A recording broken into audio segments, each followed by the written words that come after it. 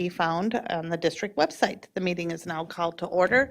It is August 16th, 2023. The time is 6:33 p.m. Our mission is to provide a safe and caring climate and culture in which we engage, inspire, educate, prepare, and empower all learners in partnership with their surrounding community to be successful in today's and tomorrow's society. Mr. Dorholt, can you please lead us in the Pledge of Allegiance?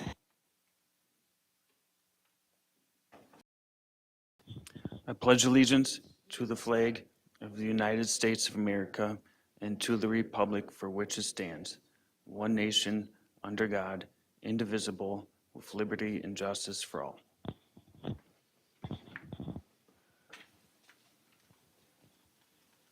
Thank you, and then can you please call roll?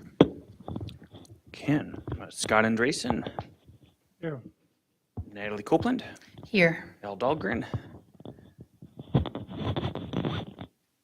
Is here. Zach Dorholt is here, Shannon Haas. Here. Monica Shigeru Swartz, Here. Heather Weems. Here. And the rest of it, too? Yes. Okay. Just, things are falling apart here. Please. Following cabinet members and staff are present at the District Administration Office. Superintendent Dr. Lori Putnam, Assistant Superintendent of Secondary Education Dr. Jason Harris, Assistant Superintendent of PK5 Education Nikki Hansen, Assistant Superintendent of E12 Education Services Dr. Mike Rivard, Executive Director of Community Education Adam Holm, Executive Director of Finance and Business Services Amy Scalrud, Executive Director of Human Resources and Labor Relations Tracy Flynn Bowe, Executive Director of Operations Gary Ganji, Executive Director of Research, Enrollment, and Assessments Donna Roper, Director of Community Engagement and Communications Tammy DeLand, Media Technicians Paul Novak and Gordy Scott, and the custodian on site is Evan Voss. Thank you. Then I'm looking for a motion to approve tonight's Board of Education meeting agenda. And do I have a second? Second. I have a motion by Scott, a second by Ms. Weems. One more time, Zach? Not one more time, another time? Monica Shigeru Swartz, Yes. Heather Weems, Yes. Scott Andresen, Yes. Natalie Copeland, Yes. Al Dahlgren, Yes. Zach Dorholz, yes, Shannon Haas. Yes. Thank you. Then we're moving on to the consent agenda. The consent agenda consists of non-controversial items that the board adopts routinely without debate. Any single member may remove an item from the consent agenda by requesting removal at the time the consent agenda is moved for adoption. On tonight's consent agenda, item A, approval of minutes from July 19th, 2023. Item B, approval of bills and other financial transactions in the grand total amount of $7,564,803.33. Item C, approval of personnel staff changes. Item D, acceptance of grant awards and donations. Item E, board policy 509, enrollment of non-resident students. Item F, board policy 602, organization of school calendar and school day. Item G, Apollo Stadium improvements, change order totaling a credit of $11,604. Item H, Apollo HVAC project, change order totaling $20,707.50. And lastly, item I, Discovery HVAC project, change orders totaling $29,248.21. At this time, does any board member wish to remove an item from the consent agenda? Monica. May I remove item C from the consent agenda, please? Okay. And so I'm looking for a motion of A through I, except for item C. So move. And do I have a second? Second. I have a motion by Scott, a second by Al. Zach again, please. Shannon Haas, Yes. Monica Shigeru Swartz, Yes. Heather Weems, Scott Andresen, Yes. Natalie Copeland, Yes. Al Dahlgren, Yes. Zach Dorholz, yes. Thank you. And then item C is approval of personnel staff changes. I would like to abstain from the vote. Okay. Do I have a motion to approve item C? So move. And a second? Second. Okay, I have a motion by Scott, a second by Zach, and one more time. Scott Andresen, Yes. Natalie Copeland, Yes. Al Dahlgren, Yes. Zach Dorholz, yes. Shannon Haas. Yes. Lucas Seguer Schwartz is Abstain. abstain. Heather right. Weems. Yes. Thank you. Moving on to informational items, we have two on our agenda tonight. First is the Minnesota Free School Meals Program. We have Gary Ganji, Executive Director of Operations, Amy Scalarud, Executive Director of Finance and Business Services, and special guest Sarah Molt, I believe, Nutritional Services Supervisor. Welcome, Sarah. Glad to have you. And of course, Amy. We like you too. Thank you.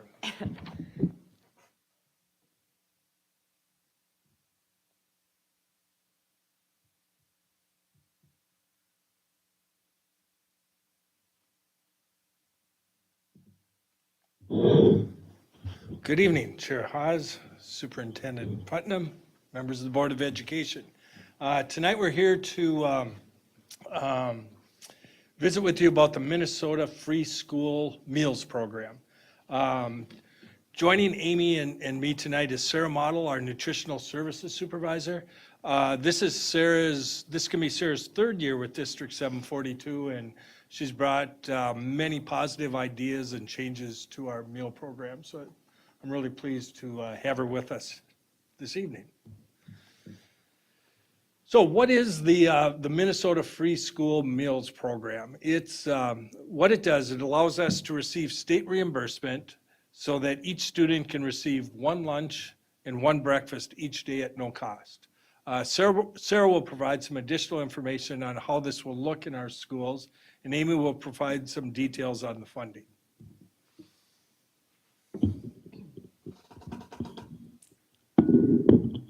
All right, so with the Minnesota Free School Meals Program, as Gary said, each student will be able to receive one reimbursable breakfast and one reimbursable lunch per day at no cost to that student. For a meal to be considered a reimbursable meal, at breakfast, they must choose at least 3 items, and then one of those must be a half a cup of fruit or vegetable. And at lunch, they must choose at least 3 meal components, with, again, one of those being a half a cup of fruit or a vegetable. And some things are not included in the free meals program. So items that are not included are single item purchases and non-reimbursable meals. So if they don't choose the minimum number of requirements, or if they're missing that fruit or a vegetable, that would be a non-reimbursable meal and would not be included in this program. We always encourage our students to take that fruit and vegetable. We always have some fruits at the checkout stand, so if they're missing that, we're able to add that onto their tray to get that reimbursable meal. Some other things commonly that we would see that would not be included that we would still charge for would be if a student brings a lunch from home and just wants a carton of milk, we will have to charge for that carton of milk. Snack items or a la carte items at our secondary schools. Also, if a student wants to have a second entree or a second full meal, those would also be items that we would charge for under this free meals program. And with the program, we are still participating in the National School Breakfast and National School Lunch program, which means we must still follow all of the regulations. There are a lot of them. So we still have to follow all those same rules and regulations. The state program does not change any of that. So you can see what our requirements are. These are the lunch requirements for elementary and secondary. We've got grain requirements, meat alternate, fruit, vegetable, and milk that we must serve and offer our students every single day. And we do allow our students to have as many fruits and vegetables as they want. So the minimums are up there that we have to offer, but they can always have more fruits and vegetables. And this just goes a little bit more in depth on some of those regulations and meal patterns that we are required to follow per the USDA. So you can see the different grade levels have different requirements and amounts. Again, this is for lunch. And one of the things I just wanted to mention that sometimes we get asked about is that nutrient standards box with the calories and sodium. Those are what really can limit and restrict what we're able to serve to our students and the portion sizes and amounts, because we have to fall within that minimum and maximum calorie range, as well as those sodium requirements. And so with the Minnesota Free School Meals Program, we will continue to track our meals by student. And so last year, across all schools, we implemented scanning of barcodes so that we could track which students were eating, and we were able to have accurate numbers for reimbursement. And we will continue to do that. We still, again, need to follow those USDA regulations, and so we still need to know which students are eating, which students are not eating, as well as be able to know if students have already received their lunch or breakfast and if they're going through a second time. We still highly encourage our families to complete what is now called for us the alternate application for educational benefits. That still is going to benefit the schools as well as provide those families with additional benefits and resources such as reduced device insurance, reduced sports fees, testing fees, things along those lines. So we still need our families to fill out those forms.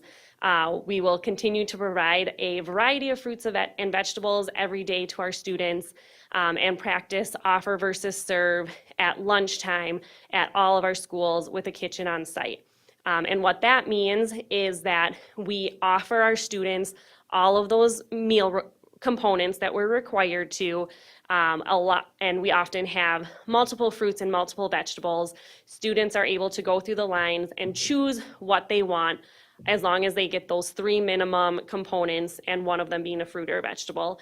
And we do this to allow our students to have choice, to increase consumption of the fruits and vegetables because they're able to choose the ones that they like to eat, as well as reduce waste because we are able to reduce amounts of foods that we're able to have, and we're not forcing kids to take foods that they're not going to eat and that they're just going to throw away. Versus serve would be when you would go through the line and you just get every single thing on your tray, and then you get it handed to you at the end. So we do that offer versus serve with all of our schools that have a kitchen on site.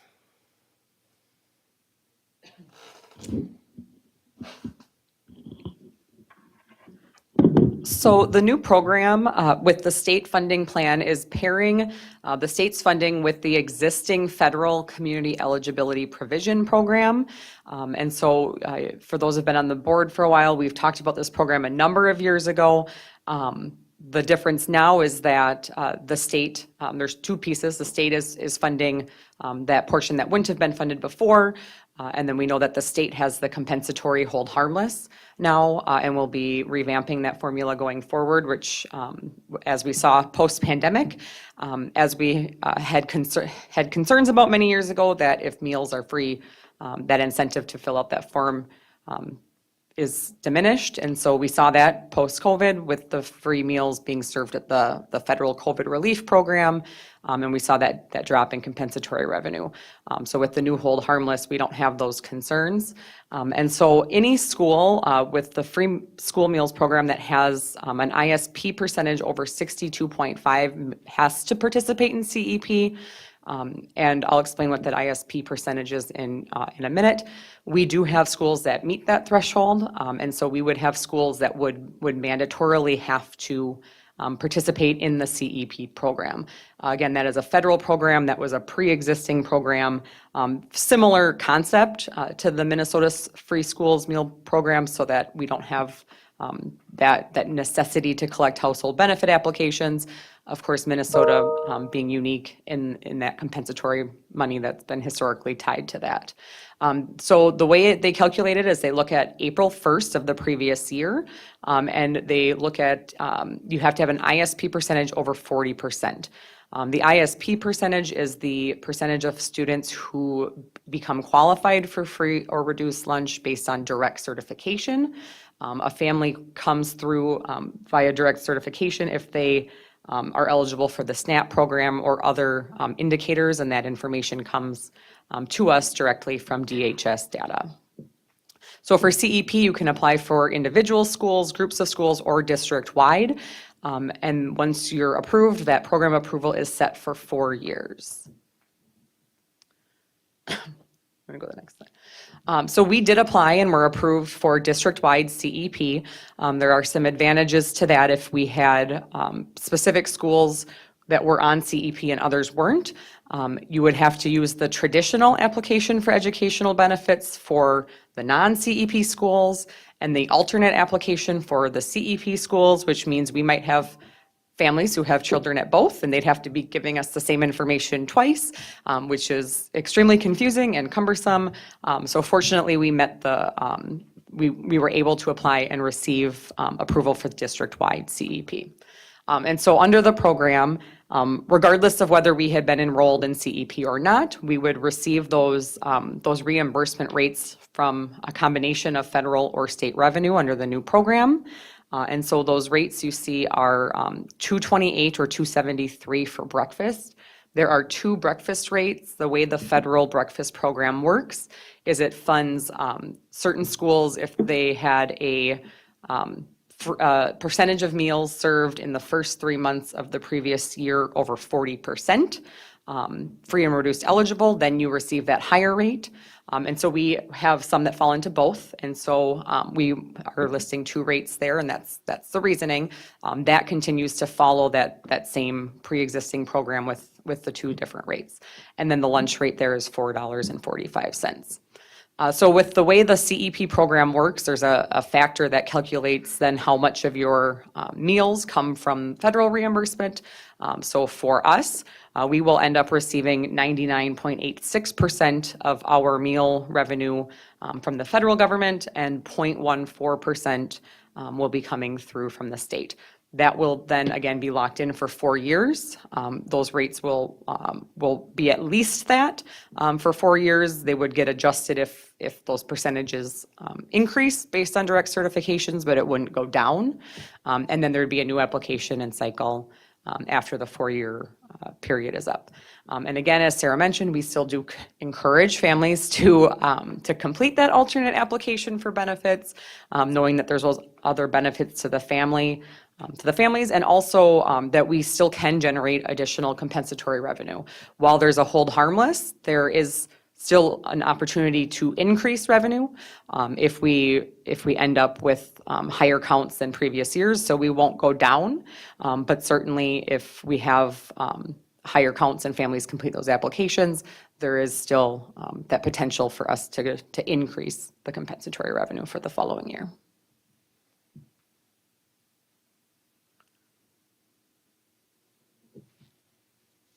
Question? Monica? And then Al? Thank you, both of you. And you. So Sarah, I got caught in the part that, so that we have to provide certain meal items, like vegetables and fruits to get the money.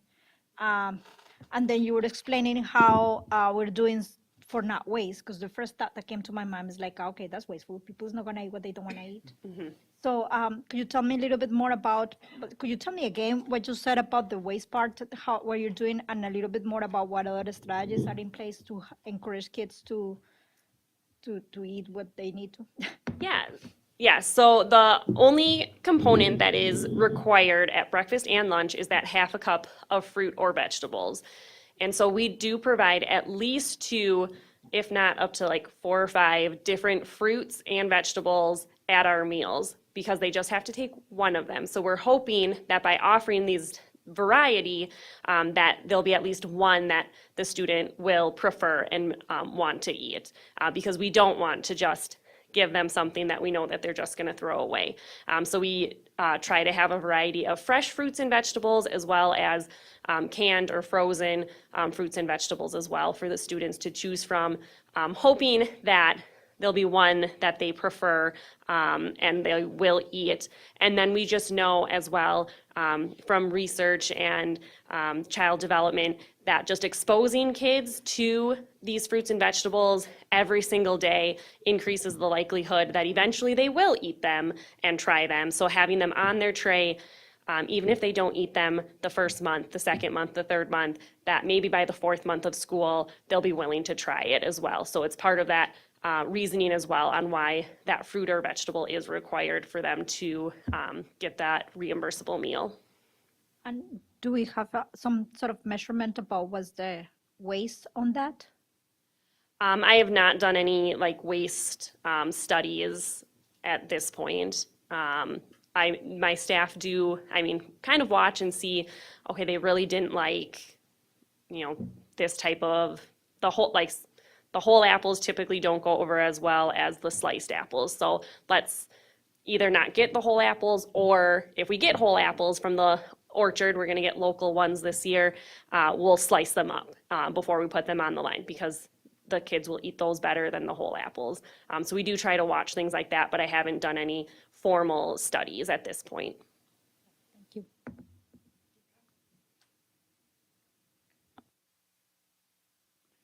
you. My question concerns breakfast.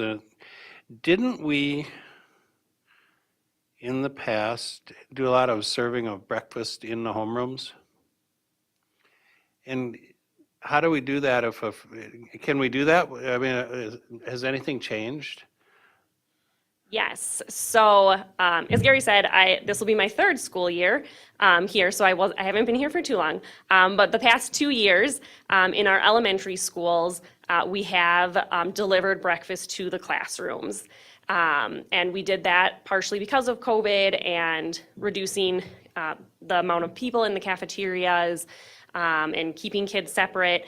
And we don't have those concerns anymore. And so this year we will be having all of our students going through the cafeteria to get their breakfast. And then most of them are going to be bringing their breakfast to their classroom so they can still eat in their classroom. But this way we can do, again, that offer versus serve at breakfast now. So we'll have 2 different grain options every morning, at least 2 fruit options every morning, and then a meat alternate, as well as the milk at breakfast. So students will be able to grab, again, what they hopefully will eat for those different components, and then go to their classroom. And it helps a lot with labor. The labor is a lot for delivering to classrooms. And I think part of the other piece of the equation is instructional time. And so we're always trying to maximize the instructional time. So it's how do we get students through, but yet do the offer versus serve? How do we cut down on the waste by needing to deliver everything, plastic bags, those types of things? But it seemed to me that a lot of the offerings, a lot of the things that we offered for breakfast were convenient to service in a classroom versus what it sounds like in the standards is it's going to be a bigger mess. Is that true, or? You want to talk about hot meals? Yeah. So when we delivered to the classrooms, we did a lot of really grain-based breakfast. So it was muffins and breads Right. and things like that. We still will have some of those items on our menus. Waste is definitely, or not waste, but mess is a consideration since the students will be bringing it down to their classrooms. But this way we will be offering some more hot breakfasts. So we've got some different breakfast sandwiches and stuffed hash brown and some things like that as well that really won't be any messier than any of the other items that we've been serving. Everything is going to be still pretty much individually packaged for the most part, so it's easy for kids to grab and bring to the classroom. And then we can reuse some of those items as well if they're left over. And so I won't be doing any syrup in the classroom for breakfast or anything like that, but it'll be still, cereal, some breads and things like that. But now we'll be able to incorporate those hot breakfast and have a little bit more protein included in our Good. breakfast. I'm glad to hear it. Thank you. Anybody else? Natalie? Amy, can you speak a little bit more about what does hold harmless mean for compensatory funding and how long that lasts? So the hold harmless right now is for the following school year. So it would be a hold harmless going into the 24-25 school year. And then the legislature has said that they will be looking at next legislative session, how the statute needs to be revised to basically kind of continue that hold harmless. So the initial thought right now is that they would redo the compensatory formula using only those direct certification or those ISP amounts, utilizing whatever per pupil funding kind of gets you to that hold harmless. So if, before it was $1,800 per student, it might be $2,200 per student now for a site because it's a smaller percent. When we only use those direct certification ISP percentages. So that is yet to be finalized, of course, next session, and is something we want to keep on our radar to make sure that is done consistently, right? We know there's a lot of variables across the state, and so sometimes what might be perceived as a hold harmless that won't negatively impact any district may, and so, my hope is that they'll continue some sort of ongoing hold harmless in that calculation as well, but we'll have to wait and see what comes of that in the next session. The students having choice in picking out fruits and vegetables, and I love that idea, and minimizing waste. Is that new this coming year, or have we been doing that? So offer versus serve is required by the USDA for high school at lunch only. So we have always been doing it in our high schools at lunch. We have been doing it at the majority of our schools. There were a few elementary schools that were doing it for only some of their older kids, like third graders and second graders, third graders, but they weren't doing it for their kindergartners and first graders. But we will be doing it for all of our students this year, because all of our students are able to make those choices and should be able to have those choices on what they want on their lunch tray. And I love the idea. My concern is of slowing down the line. When we only have so much time, I had very indecisive children, and like, oh, for Pete's sakes, picks one.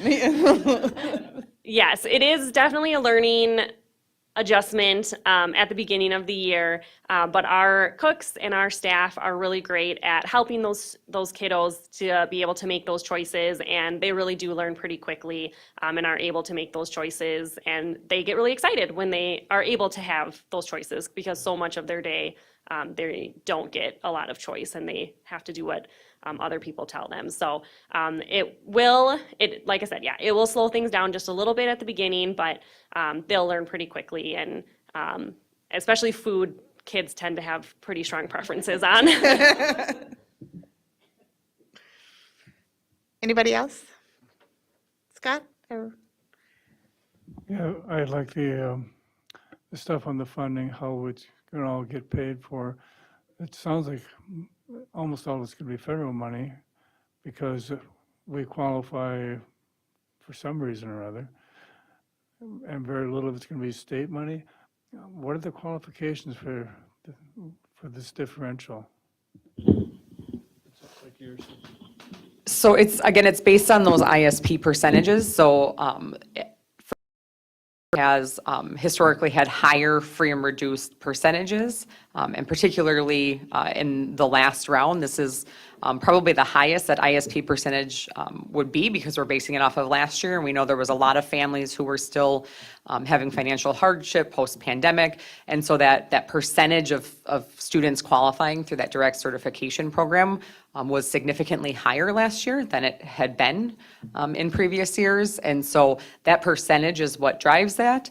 If you go to a school that has very low overall historical free and reduced, they're likely not going to have any districts who exceed that 62.5% threshold and would be required to participate in CEP.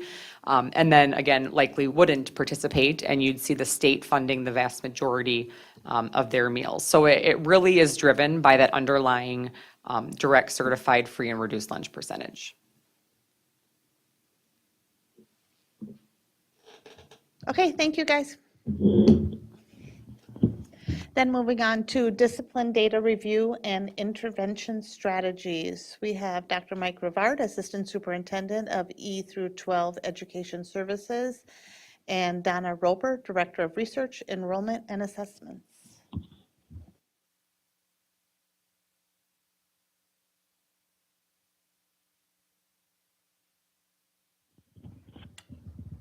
Good evening, Chair Hawes, Dr. Putnam, and members of the board.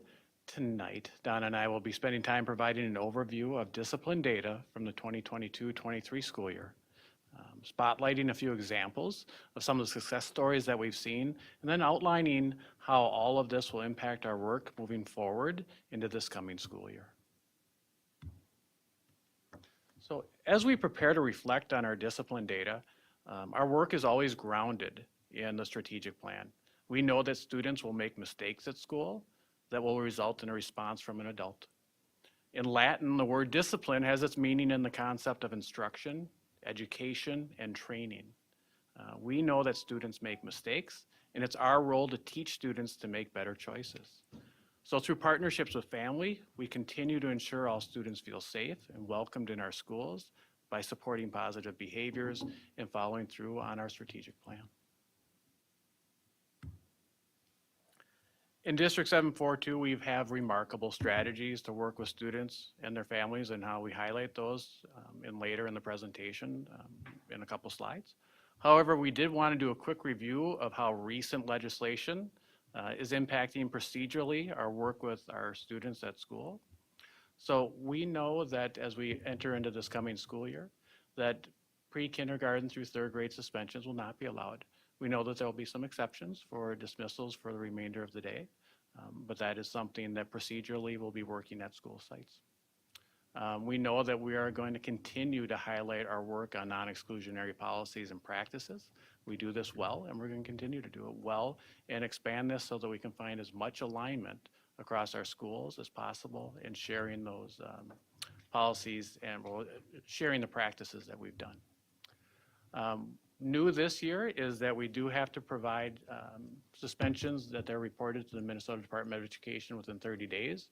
We currently do this annually at the end of the year, but this will not be a challenge for us to do. Withdrawal agreements cannot go beyond 12 months. Again, this is something that District 742 has commonly done in the past. Services for school-based or school-linked mental health will continue for our students if they are expelled or if withdrawal agreements have to happen until they're enrolled in a new district. Readmission plans. We know that we're going to continue to make improvements on those when working with students as we're looking at ways of bringing them back into our school communities. And lastly, there's a prohibition on recess detention. We have a number of exceptions for those that we're working with our building leaders on, and we haven't been doing a lot of recess detentions anyway in the last 3 to 5 years. It's not an effective practice with our little ones, so this one is not a great big impact on District 742. So I'm going to turn it over to Donna, who wants to talk a little bit about some of the data from this last year.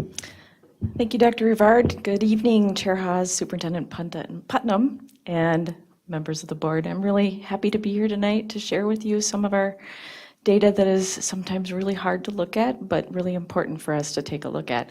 I want to just remind everybody that, you know, these data reflect very complicated situations, and they often involve multiple actors, if you will,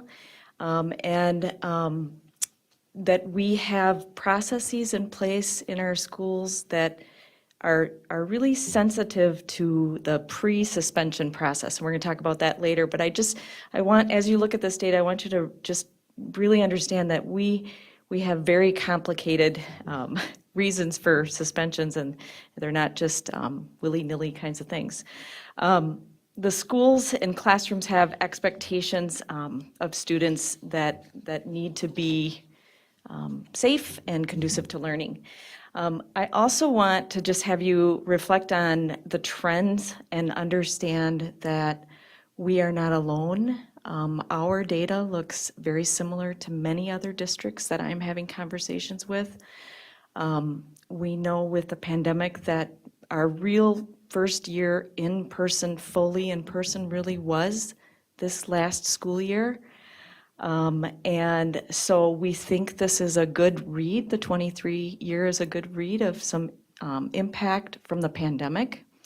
You know, we have been following our Minnesota student survey results and listening to kids and noticing we have more behaviors related to chemical health and physical aggressions, which are popping in certain grade levels like 8 and 9, and those are grade levels where kids missed their 6, 7, sort of that socialization middle school period.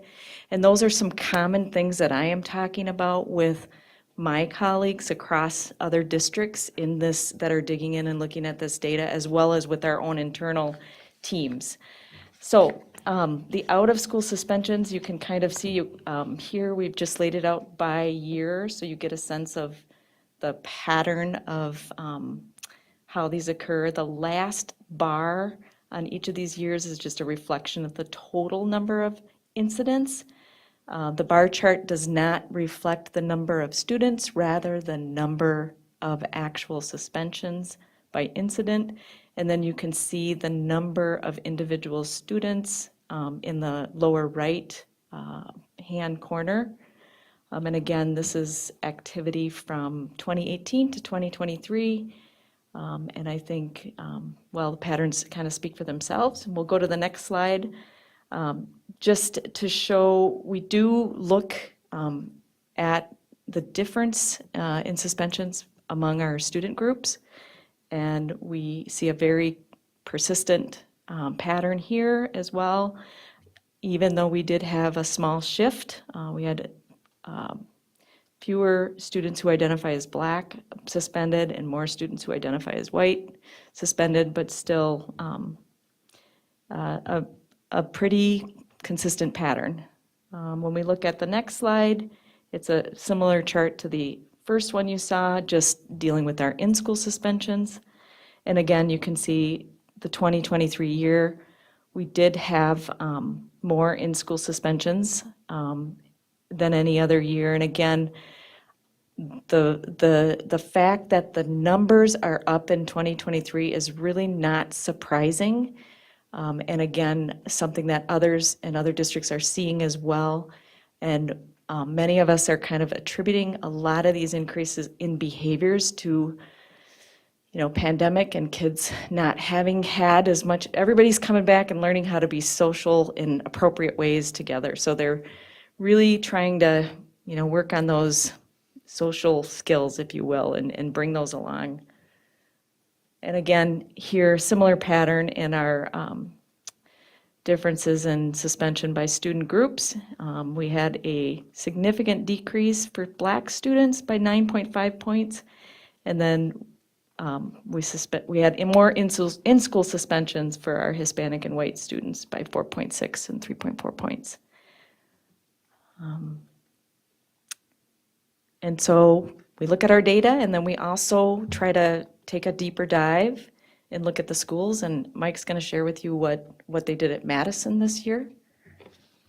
And I think one of the amazing successes that we did want to spotlight, and Donna will share one from North, was what we were doing at Madison. And here at Madison, we have young students who are making mistakes. And here we were going to try to partner with the adults that are working with this student. And previously, if a child had made a mistake, they would have had an office discipline referral, what we commonly hear about as an ODR. And while that ODR may still have existed, the intervention or response that we might have done with a student might have felt more like a traditional consequence. Versus what you're seeing here is this opportunity for an adult to become part of that response system. And what this adult is doing is partnering and becoming that child's champion. What happens with this? As you see from our example, this important adult in the student's lives, as an example, will have a goal with that student to decrease their disruption during reading time. And they'll work with them to help police what's happening for them, notice and affirm what's happening with them when they're making positive choices. So we're turning that whole narrative around about watching for children when they're making mistakes to watching for when children are making those positive choices and then affirming those choices when they do happen. This is something that would happen in the principal's office or in the dean of students office with that other adult and child, and they're making this contract and leveraging that the assets of that learner moving forward from when that mistake had occurred. Donna's going to quickly highlight one of the ones from North. Yeah, and I'm really excited to share with you kind of what happened at North this past year, primarily because in the prior year, we observed that at North, we wanted to do something different. And so we did a little case study. We went there and we tried some new things. I should really say the principal, assistant principal, the team over there just really deserves all the credit. They really did a nice job of coordinating their efforts and really making this happen this year. They really focused on what the adults in the system were doing during those unstructured times where kids were, out and about, and their presence and their diligence and their love and their care, I think resulted in a really significant, substantial decrease in the out-of-school suspensions and the in-school suspensions. So just want to give, them a lot of credit for taking a risk and trusting a new process. I think that, that when they come and tell their school stories, you'll hear more of the really good details about what they did. There was a big focus on the restorative practice process where they were really unpacking what happened. And I'll tell you, I sat in on one situation, and the learning and the growth opportunities that happen in these processes are just incredible. I think that kids, when they have an opportunity to understand the difference between the intent and the impact of their behavior, it's a real learning opportunity. So I want to make sure, they're growing, even when there's behaviors. Our kids are really, they're learning and they're growing. So as we think about taking in this learning moving forward, because what both Donna and I are speaking to out in our buildings is what's really happening for the majority of the day. We see this data that sometimes gives us a moment of pause, but as you move through our school buildings, the work that you're seeing as examples at Madison or at North are really where the work is happening throughout our school each and every day. But what we do know is that we are still required to have responses to suspensions. And we wanted to just make sure that we brought these forward to the board so that they know that we're going to continue to be in compliance with those both non-exclusionary discipline practices that we have to do, but also the requirements that we have to do when we do have to make that choice to have a student sent home for the day. And so those are outlined above. We know that we will continue to have our informal administrative conferences, that we're doing written notices. For the students who are going beyond 5 days, we do have a requirement as a school district to provide for alternative educational services. Examples of those are included in that middle box. And now we are working more diligently as we move forward on those readmission plans and setting students up for success as they do return to school. And so, in the spirit of continuous improvement, with all of the new legislation and with all of the learning that our teams did this year, there was a really stellar group of individuals, some APs, Brian Hearn, and others who got together and collaborated around what does this process look like for us going forward? How are we going to provide some of the needed clarity and alignment of things in order to see better outcomes? And so this group started by unpacking what does the process of suspension look like for us then? And you can see the 6-step process defined here. And so we all know across the system, these are all the steps we take. But this is the legacy data, and so we said this is great, and we want to go after the leading indicators. And so how do we do that? And so the next slide speaks a little bit to how this team developed through listening, conversations with teachers. They sat with groups of administrators and deans and teachers, collected feedback around what folks felt was, needed, and developed, these protocols. So when, incidents occur, there's clarity for what the student does, what the referring staff do, what the administrators are doing.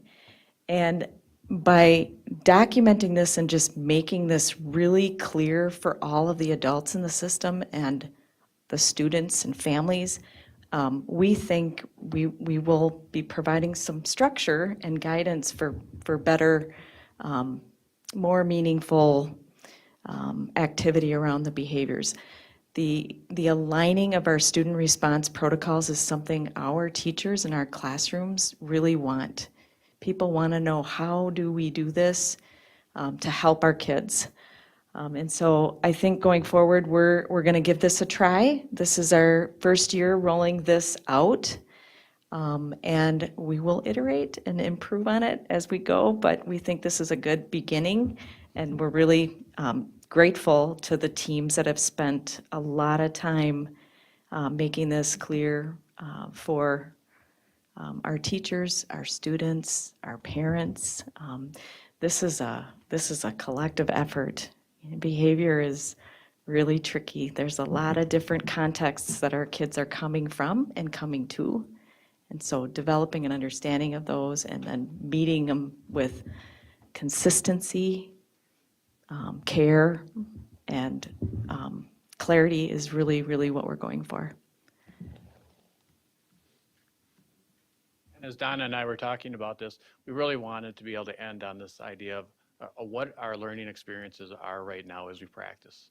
And the work that we've done over the last 3 or 4 months with our building leaders and district administration is trying to reflect on what does that alignment and clarity really mean as we talk about the actions that we're taking as adults in working with kids. And you see some of those examples there. And what's been both promising, exciting in this work is that we're doing these in collaboration with a number of people from those students who were involved to teachers, as Donna had mentioned, and traditionally our building administration. So this has been really exciting work to bring all of this together as we prepare for the 2023-24 school year. So we thank you and welcome any questions. Okay, anybody have any questions or comments? Natalie? And then Scott? Thanks for this comprehensive look at a difficult subject. I appreciate that. I really appreciate intent versus impact. Now, can we also share that with the broader world? Because that is a very high-level emotional intelligence thing that I don't think I was taught as a child. So thanks for that. 2 things I have questions on. I saw before suspension and also during suspension that there's a written notice. Can you tell me how that works? How do we get that to the parents? What about if our parents speak a different language than English? How does that work? So Natalie, when we do have a suspension that happens, there's a written notice that has to go home to the parent. Hopefully it's going to go home with the student and the parent when they were to come and pick up the child in the principal's office. If it's not for one reason or another not prepared, it needs to go out by U.S. mail within, if I'm remembering correctly, within 24 hours. We don't have a lot of time to get that out in the mail. Most often, we are able to give it to the parent when they do come in. Okay, and then obviously our BSSs would help if there needs to be translation. Absolutely. I'm Yeah. sorry. For that Yeah. part of the particular question, it would be sitting down with the family along with the student and explaining through. And then there's that opportunity for also the student to concur that behavior had happened. That's part of the notice. Wonderful. Okay, and then the last question I have is about the student response protocol.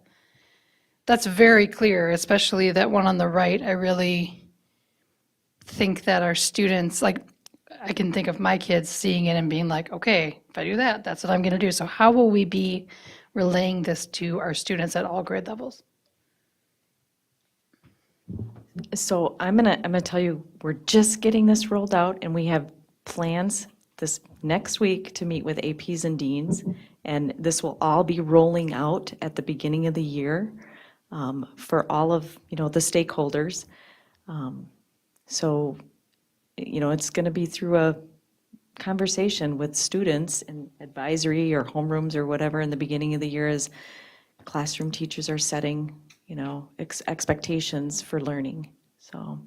So we have the what, we're going to figure out the process of how exactly it's done. I would maybe ask Nikki if you have an idea of what the plan for that is. Absolutely. And I think last year we got to take a look through those PBIS matrices in those classroom settings, non-classroom settings, hallways. What does behavior look like and what is our response? Another thing in elementary, we always talk about what does it look like, sound like, feel like. And so as we are going through those first 6 weeks of school and teaching how to be within our school communities, these are very explicit conversations that we have with our littles and do a ton of modeling of these expected behaviors through those PBIS matrices that we looked at. Wonderful, thank you. That's it.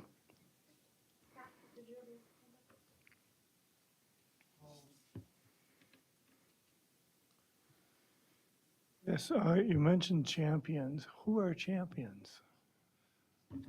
What a great question, Scott. As I look at Strata, who was championed this program, all adults in those buildings are champions for the kids. Oftentimes, the champion is going to be the adult that was directly involved in having addressed or talked about the behavior that happened, but they're also going to now be the one that partners with Ms. Estrada, the school principal, and the student to be their champion on changing that behavior. It becomes more of a partnership. What's a champion do? A champion does a lot of those things that when we go back to that, forgive me if I can get back to there, what they would be doing, they would be looking for all those opportunities to affirm the positive behaviors that the student and the champion, most likely the classroom teacher, have agreed to. So you're affirming that idea that you came back to the small group area in a controlled, regulated way. And you would be looking for those opportunities. You're championing the positive behaviors of what students are doing. I like the idea of something plus instead of negative. Absolutely. They talked about school-linked mental health after suspension. If a kid's suspended, how are you going to be, are you sending a behavioral specialist over to his home or what? And that part of the statute is related to students who have been expelled or students who have gone through a withdrawal from the school district. It's during the interim when they're searching for possibly being in a different school district. We are still obligated to provide them for the school-linked mental health services or school-based mental health services. Oftentimes, those are services that we have, such as Greater Minnesota, that we would still have those services available for those students while they're at home, maybe figuring something out for their next move as a family. While those students, if they're on an IEP, we're still providing those IEP services after we've gone through due process and had the discussion about what the most appropriate way to address the disability with new goals and objectives if necessary. So we're sort of sending people at home then to provide It could this? be that way, or it could be at the school library. It would be something we would work out with the family. But it's what the statute is speaking to is that those school-linked mental health services for that student who has made the mistake where an expulsion or withdrawal is needed, that those services just don't end because of that. That we're still looking for opportunities to provide those services. Got to figure out how to do it. Absolutely. Has it made any difference reporting suspensions to the state every 30 days versus at the end of the year? That's new this year as part of the new statute. We're used to sending it at the end of the school year, but this year the MDE is asking us that we do those reports every 30 days. So that'll be for this coming year. Correct, then. correct, for the 23-24 school year. We don't really have experience doing it just yet. But we expect we'll do it well. That's all. Anybody else? Heather? Obviously, this is a much more progressive, positive and affirming approach to discipline overall. How do parents respond?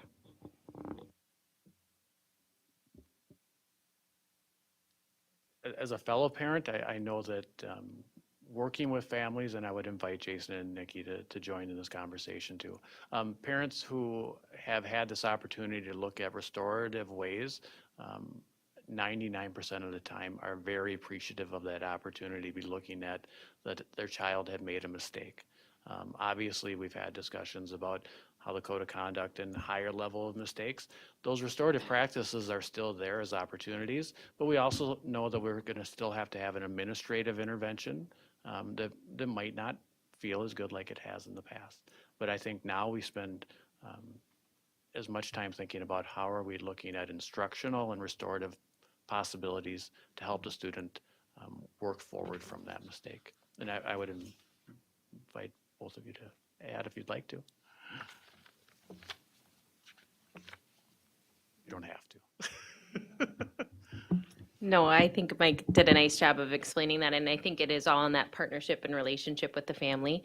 You know, discipline means to teach, and we are in the business of teaching, and so we are giving our students every opportunity to learn and to grow from their mistakes and ensure that we do better next time. And so it really does take a village, and we are all a part of that.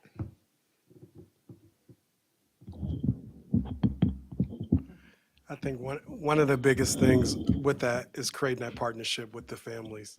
And even in that situation where the student possibly made a poor choice, it's how we work together to create a welcome and safe environment. That's our priority.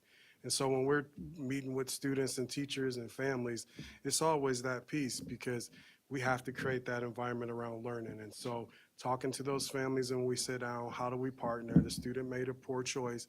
How do we help them recover from that poor choice, to learn from that situation, and then partner to make sure we're creating safe, welcoming environments.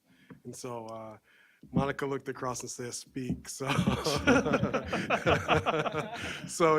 it's just that partnership. When we have those families, it's just sitting there talking to them and creating that environment where we can help students understand, here's the code of conduct, here's what's expected, and here's how we work together to make sure we're all safe and creating that healthy, welcoming, and responsive environment.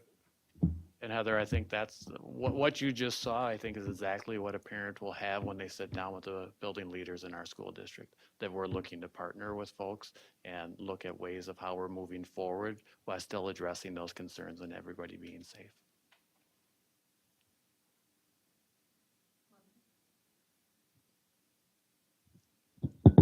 Thank you, Jason. You mean to put in the spot. I do have a question about, so you mentioned, Donna, I kind of wanted to go through the data all over again and then just point into stuff because then I was getting lost in between the numbers. But you mentioned that the 8th and 9th grades are the grades that are tougher because they're coming out of the pandemic, or they are the, so you said 8th and 9th grades and you said pandemic. Can you explain that a little better, please? Thanks, Monica, for the question. Yeah, when I look at last year's data, we see a spike in 8th and 9th grade. Those are the two grades where suspensions were highest. And, you know, because I'm always curious if other people are seeing similar, you know, patterns, I've reached out to colleagues of mine to just say, do you see the same thing? And a group of us, and it's anecdotal, I don't have any causal data for you, but we know those 8th and 9th graders were in 6th and 7th grade when the pandemic hit and moved to online learning. And so, you know, there is a lot of social anxiety among students since the pandemic, and particularly in those grade levels where they're coming back and learning to really be together. And so, you know, for us, it's just important evidence for us to be focusing our efforts next year as we look at what kids need. It just helps us focus some of our efforts. So kind of a follow-up of that. So what had we learned? And I don't know that you're the person to answer that question. So what have we learned about those specific groups, like looking at 8th and 9th grade, is a particular number of kids that are expressing more anxiety than others? Is everybody that's express anxiety, or what have we learned it specifically in particular about those specific grades or those specific groups? Right, and so what the data reflects is that we probably had more fighting, more physical, suspendable offenses in 8th and 9th grade. So those behaviors are coming from, reasons to which we may or may not know, but they're what we, are trying to dig into and understand. And again, student behavior is, it's complicated, right? Because there's lots of factors sometimes. So it's not always, we won't always know exactly what the cause is. We might have some idea what it means in this context, but there's lots to it. So, but what I can tell you, when we look at the data, in 8th and 9th grade, we had more suspensions in 8th and 9th grade than any other grade. So if we look at the data and we're looking at that pattern that comes from those kids that were in 6th and 7th grade in the pandemic time, so we're expecting those numbers to drop when these kids what? When they graduate, when they go to high school, or?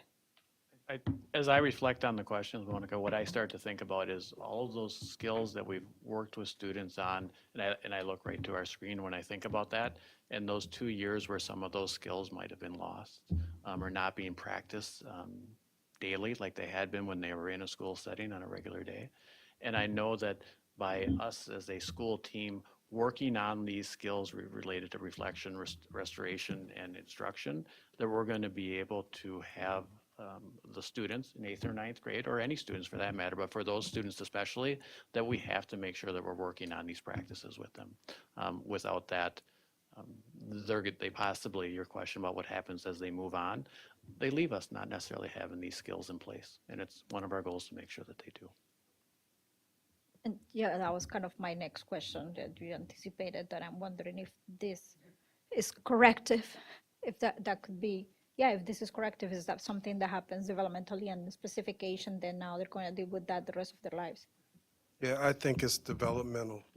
Specifically, going back to what Donna spoke of around going through the pandemic, those students, they had 2 years of the pandemic. And so those social skills around self-regulation, anger management, those skills that we would typically work with students on, we saw lagging skills. And we did a root cause analysis around that at high school.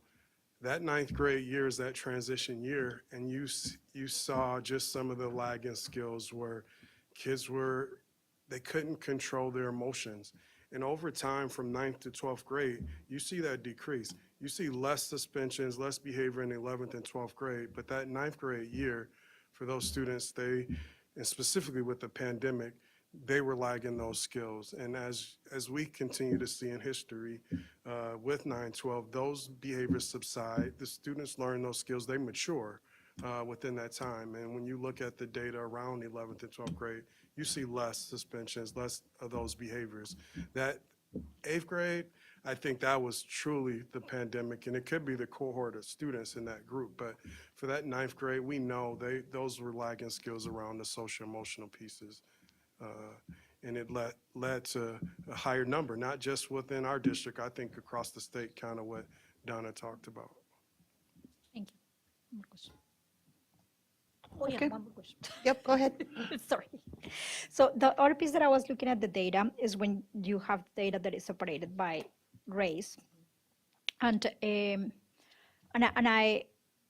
I'm wondering, how are you looking at data? How does that impact the interventions? Because you're separating, are you separating data by races because MD asks us to do that, or is that part of what is impacting our response or our strategy? I see Dr. Putnam grabbing. Sure. I think that's a carryover, honestly, from what was required of us from the MDH expectations for years.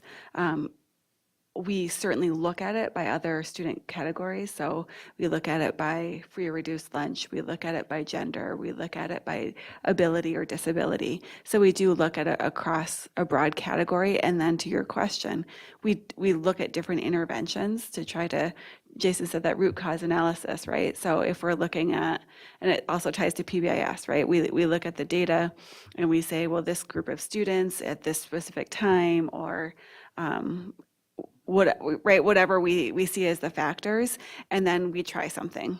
It could be a social skills group, right, targeted for students who are receiving special education services, right? It could be targeted to Caucasian females, right? Whatever the data is showing us, we'll make a hypothesis and try to respond and then see if it changes.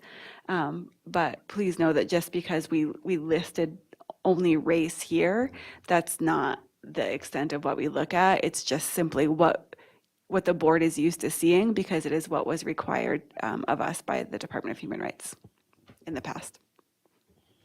Yeah, and another part of that kind of has to do with race, but not necessarily with race. But there is certain, I have become aware of more influx of certain migrant communities, and the migrant communities that come through different levels of trauma as they come here. So it's the same way that we look at the pandemic. For me, it would be important to look at the levels of trauma that kids have experienced through their life because of whatever circumstances that might be. So I'm wondering about that. How does that make part of the, well, the interventions in general? I mean, maybe a kid that goes to trauma, maybe they don't have any discipline at birth, and maybe they're just hiding in a hole instead of going to a fight. So, but might not be pertinent to this specific one. But I'm just looking at the interventions that had to do with that. And we do provide, and for that specific question that you're asking about, we did provide an intervention last year in some of our work with some students at Apollo who had experience similar to what you had described. You bet. All right, thank you very much. Moving on to discussion and action items, we have proposed resolutions for MSBA Delegate Conference.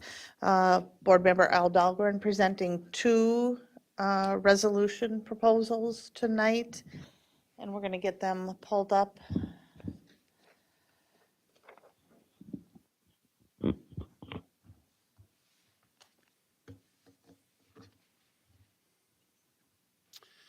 Yeah, so we had the discussion at the last meeting concerning these, and what I did over the last 2 weeks is put to paper in the format that MSBA received them last year, a couple of resolutions. And I want to remind everybody that what we're doing here, we don't have the power to do anything. What we're doing here is we're making a suggestion to MSBA that they lobby the legislature and include this in their lobbying efforts. So it's really, it's the legislature is the only body that can make any changes. So we're not, anything that we say or decide here is really just a suggestion to MSBA that they ask the legislature for this when they're in their lobbying and in their lobbying efforts. So in the first one, which is a resolution, and these could get renamed by MSBA because they would, I'm sure, title these, and but it's be it resolved that MSBA urges the legislature to establish a task force to study the impact of charter schools on public school districts. And I think that's a really fair ask.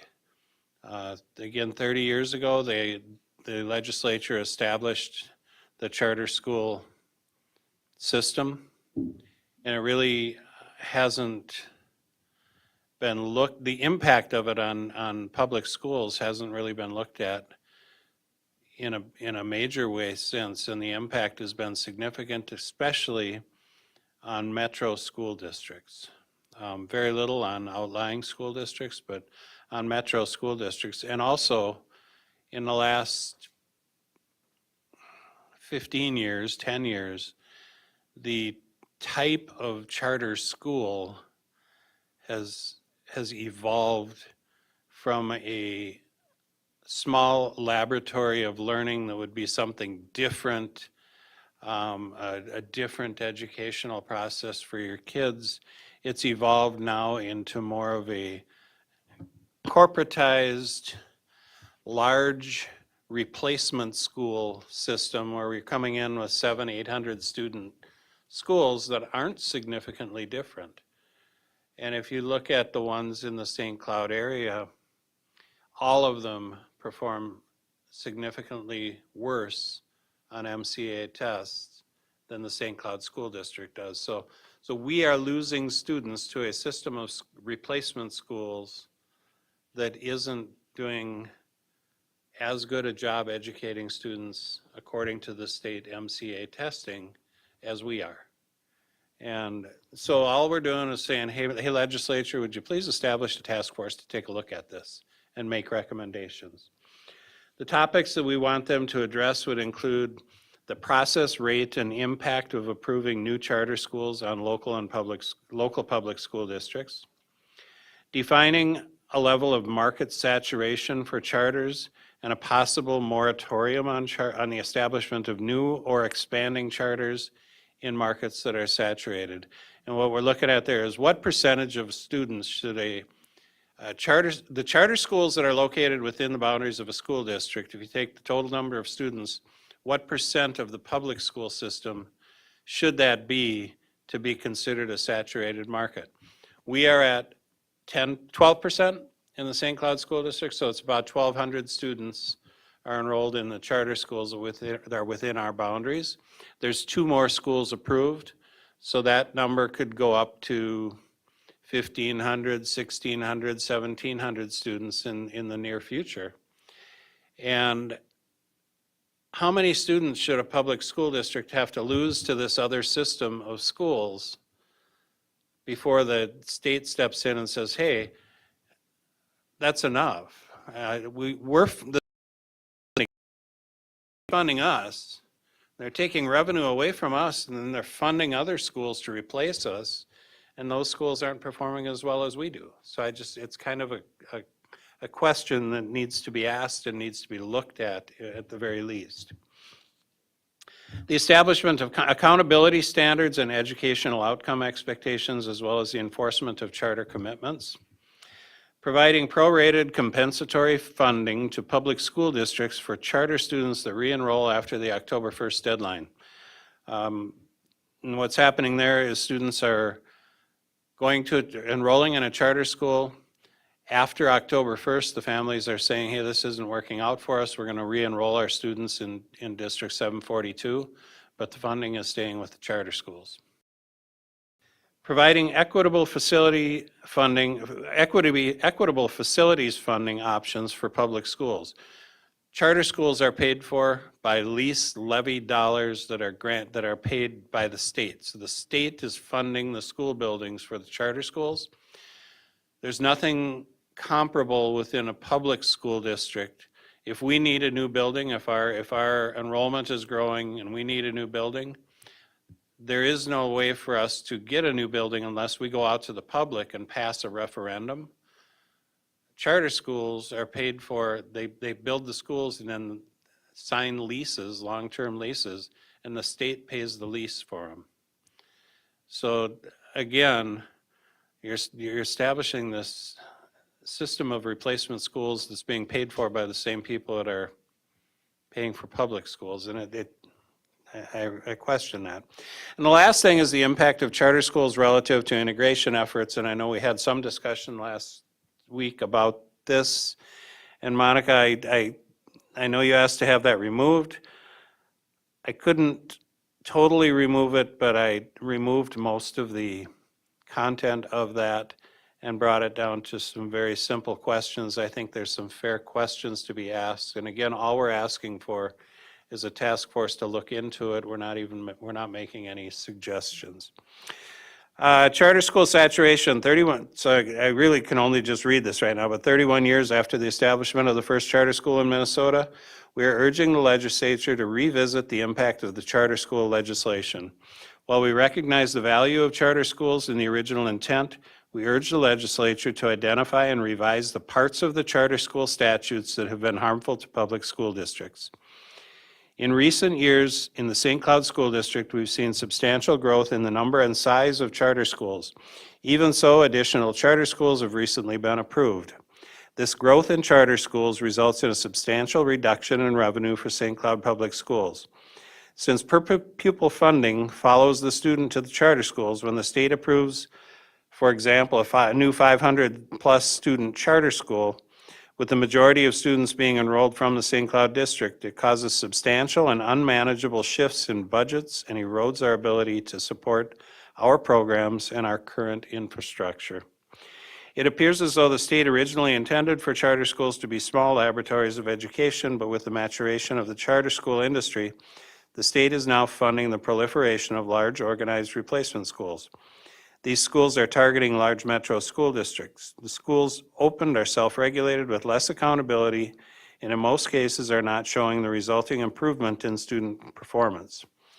We have to ask, was it the intention of the state to replace its uniform system of pre-K through 12 schools with a new system of dissimilar charter schools?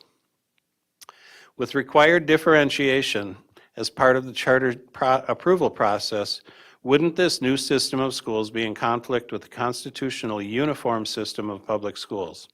The charter system is large, and at some point the question needs to be asked. Currently, the St. Cloud School District has approximately 12% of its resident students attending charter schools.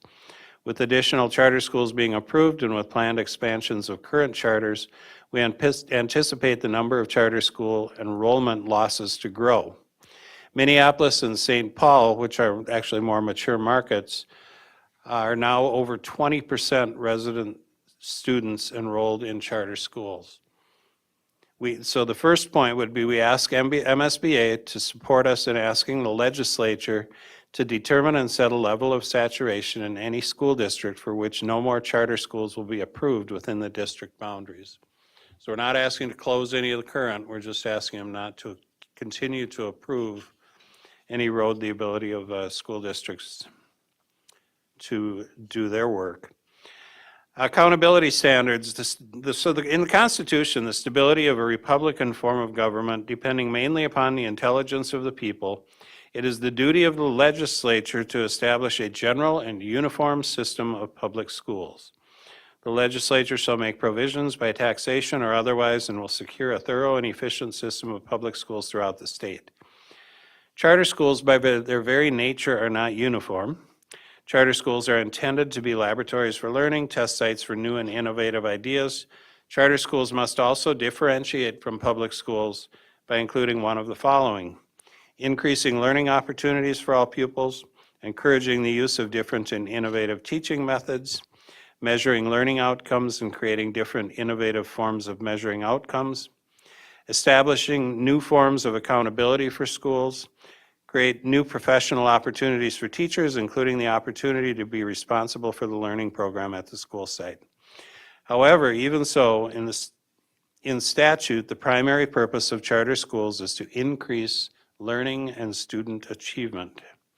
Are charter schools meeting their commitments? Using MCA test scores, local charter schools are performing on average at more than a 10-point deficit when compared to the St. Cloud Public School District in math and reading. All local charter schools perform substantially lower than St. Cloud schools. The St. Cloud School District is directly affected by charter school performance.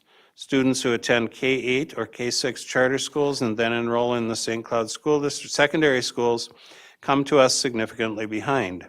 We also see a substantial number of students who come back to our district from charter schools every year. Many make the decision to come back to us after the October 1st deadline.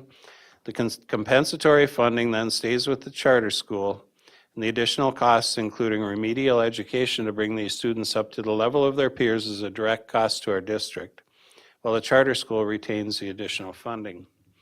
We ask MSBA to support us in asking the legislature to improve the current method of holding charter schools accountable for performance relative to student outcomes and charter commitment. Charter schools should be held to a standard of student outcome performance at least equal to the public school district in which they are located. Charter schools whose performance meets or exceeds the local school district should be allowed to thrive. We ask MSBA to support us in asking the legislature to allow compensatory funding to follow students who leave a charter school after the October 1st deadline and re-enroll in public school systems. Equitable facilities funding. Charter school facilities are funded with state-provided lease aid. The state provides $1,314 per pupil to charter schools to pay for the cost of leasing instructional space. Public school districts do not receive any state aid to cover leases or the construction of new buildings.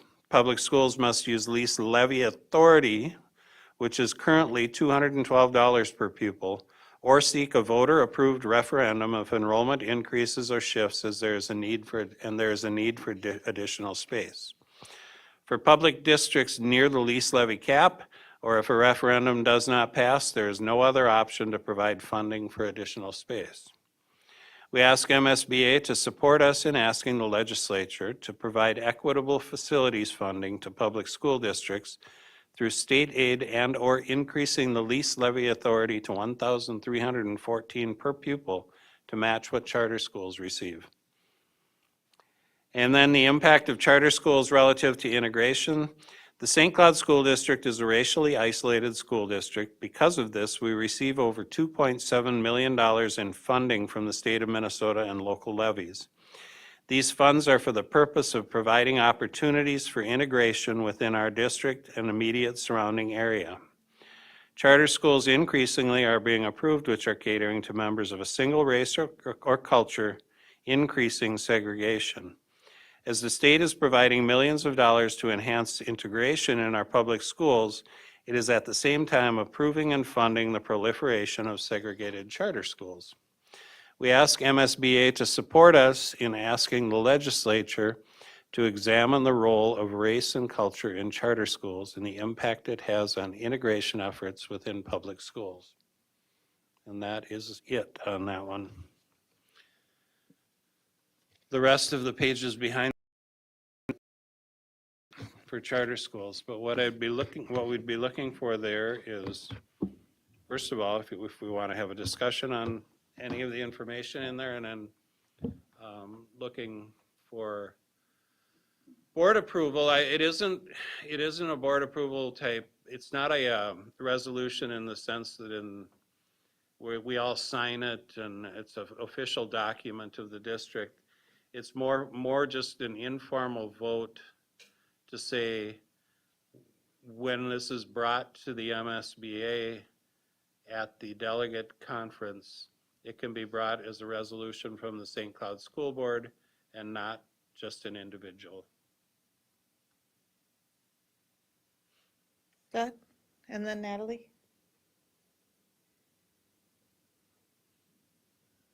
Do you need a motion first and then the discussion of the Should we, motion? let's do that. That would be great. I move we adopt the resolutions as prepared by Al Dahlgren. Okay, I have a motion by Scott and a second by Zach. Now let's open it up for discussion. Back to you, Scott, or were you just wanting to, do you have comments, questions? Not yet. Okay, so we'll bounce it over to Natalie. So I watched the discussion y'all had when I was in Virginia 2 weeks ago and found it highly interesting. And thanks for bringing these forward and all the hard work that you've put into this, Al. I appreciate it. I've done a lot of really deep thinking about this issue. And I really like, what I really like about this is that I really like something and then I really don't like something. So I really like the fact that we're saying we shouldn't as public schools be basically paying for things like transportation for charter schools. The compensatory funding, I think, should follow the student even after October 1st, and to change the opt-in date for transportation from from July to May makes total sense to me because that's direct impact on our budget. And I understand that when a child leaves our schools and goes to charter schools, that's also a direct impact because we lose the funding. There are some things in the one you just read, Al, that I'm really uncomfortable with the race and culture specific schools. That seems really way out of our league to imply something that would be actually unconstitutional for a school to do. So I'm really, really uncomfortable with that being in there at all. And the other issues of the impact on public schools, saturation, accountability.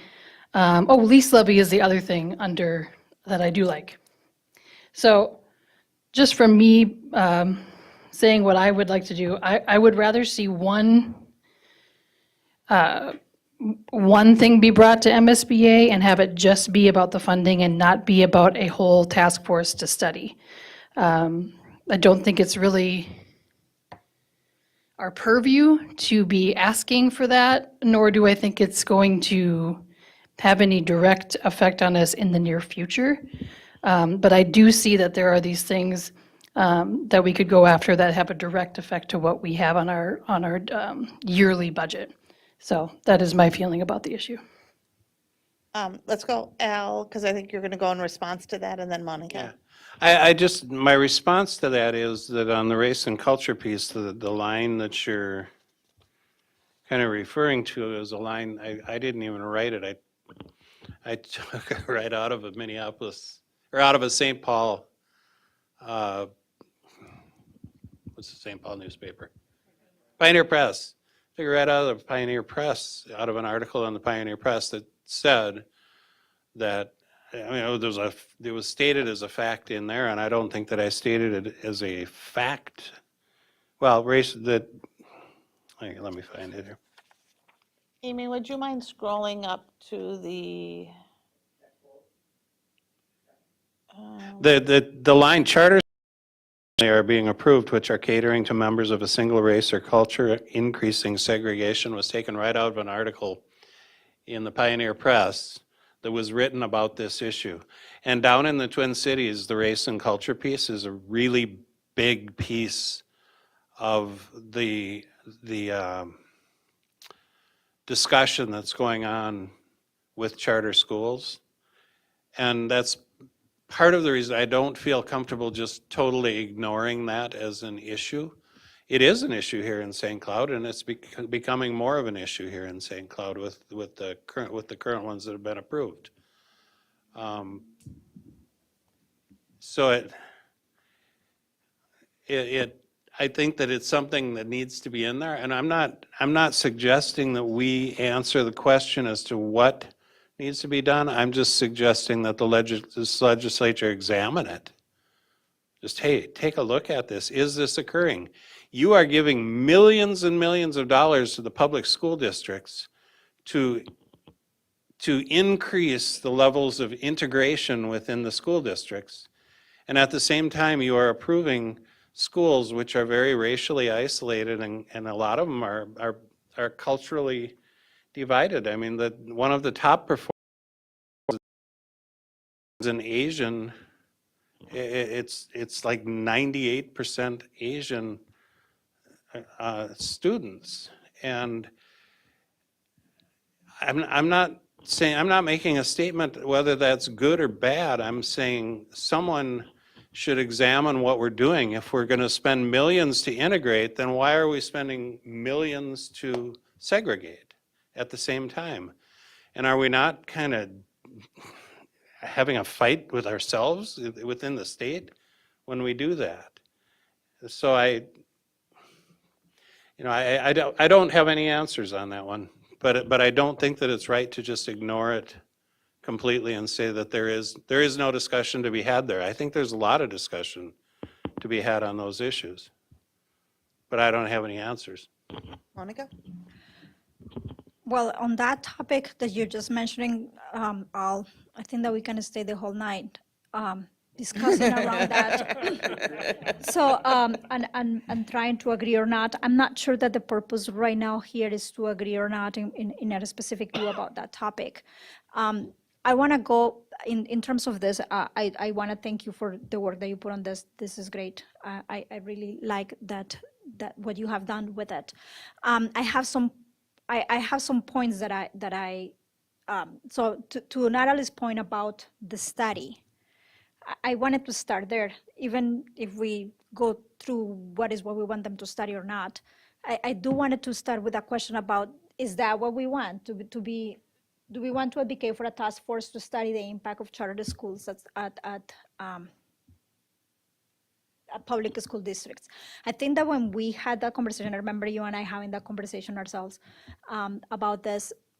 One thing that I remember me saying is that the statute for charter schools implies certain things that we should be asking them to really look if they are following their own guidelines. And I'm not sure if the study came out from maybe something like that. Is that what we're looking for? We're looking for the state to be looking at charter schools and see if they are following their own guidelines, because part of the conversation at that moment was, okay, charter schools are not even performing at the level that is expected through the current status. And I wanted to push more into that than just having a task force to study the impact of charter schools. I think that it lacks a little bit of weight into what we're asking, because we wanted to ask. I mean, having a study, I mean, there are tons of reasons we're having a study, and we're not really, we give the reason later in what is the study about. So you're providing the reasoning later about, okay, this is funding, but we're not really asking for equated funding. So I like us to think a little bit more into that. And it just, this is a board meeting, right? It just looks like a work session that we really need to kind of get more into how we work around these things and what parts we need to dig deeply. But so that's my first question about, is this what we wanted to ask? And I also want to acknowledge, you're right, this is your resolution. You can just pass this, whatever, without asking anybody here to say. So I recognize that you can also have the freedom to do that. I would like us to have something as a board that has all the points as a board and the points that we I want. would prefer it to be from the board. That's why I'm bringing it here, and that's why I'm opening it for discussion. And Yeah. I'm not trying to dictate something, but yeah, anyone can bring a resolution forward Correct. to that. No, I'm acknowledging that. So, and it's more about your cultural segregation part. I completely disagree with that. You really need to put it in your own, but as a board, maybe we can get it a little bit fleshed out differently. But as a board, I do want to start with the study piece. Is that really what we wanted to do? Do we want to have a task force? And a task force takes forever. And I like to hunt down a little bit more about what do we want. And in my opinion, and what I'm suggesting is that the current status for charter schools have pieces that nobody's looking at. And that's what I would like to ask the legislation to look at. I wanted to ask the legislation to put, if the scores are not how they're supposed to be, they should be looking at that. If the funding is not equitable, they should be looking at that. Is that part of the current thing? Because in a study, that suggests to me that we wanted to change the current status. And my point is that the current status is not being followed or looked or evaluated. So that's my point about that. Some of the asks are, to me, are obvious. The October 1st, I don't think that takes a That's in the study. That's in the second, So, in this one, that's in this one. but the study busing part stuff of is it is, I felt like, well, we're uncomfortable for us saying we have too many charter schools here, or we don't have enough. And so the study would be to decide what is saturation, what's a healthy ratio of public to charter schools. And we're not saying we know that answer, we're just asking somebody else to look into it. I think that's why the ask is for the study. Al and then Natalie? I think for me, the big ask is for the legislature to look and see 30 years ago, they approved the charter school system. Is it doing what they expected it to do, and is it doing what they wanted it to do? And I don't think anyone is looking at that.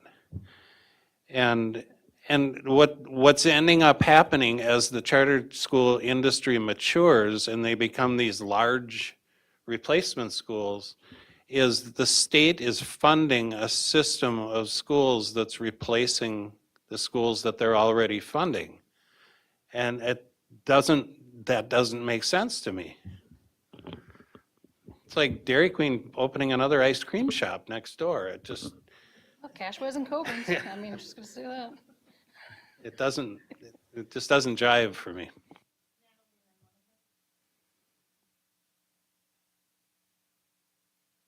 All right. What I want to bring us back to intent versus impact, and so specifically on the race and culture piece. I hear you saying, Al, that is words from a newspaper, but these are now your words. And then they're not our words, because you can do this by yourself, but you're asking, will you join with me?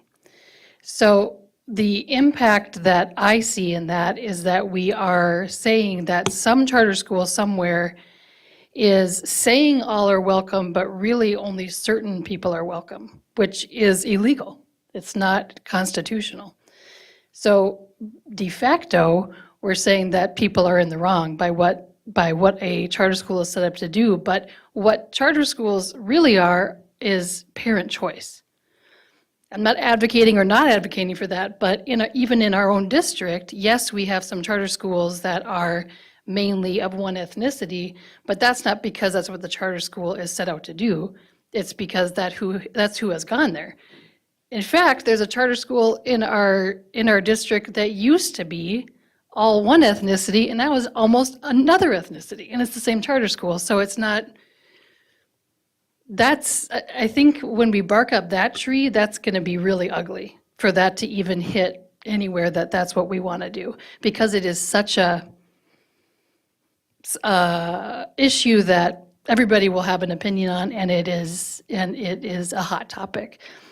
What I want to bring us back to is kind of what Monica said, like, what's the point of this?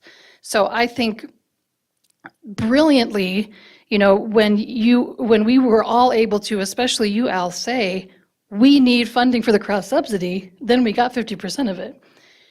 There's a issue and there's an outcome, but the outcome in this is muddy to me. I think the outcome of charter schools pay for their own transportation, heck yeah, they should pay for their own transportation, but like that I would totally get behind. But I would rather see specific outcomes than more of like a study, I think is where I'm coming from.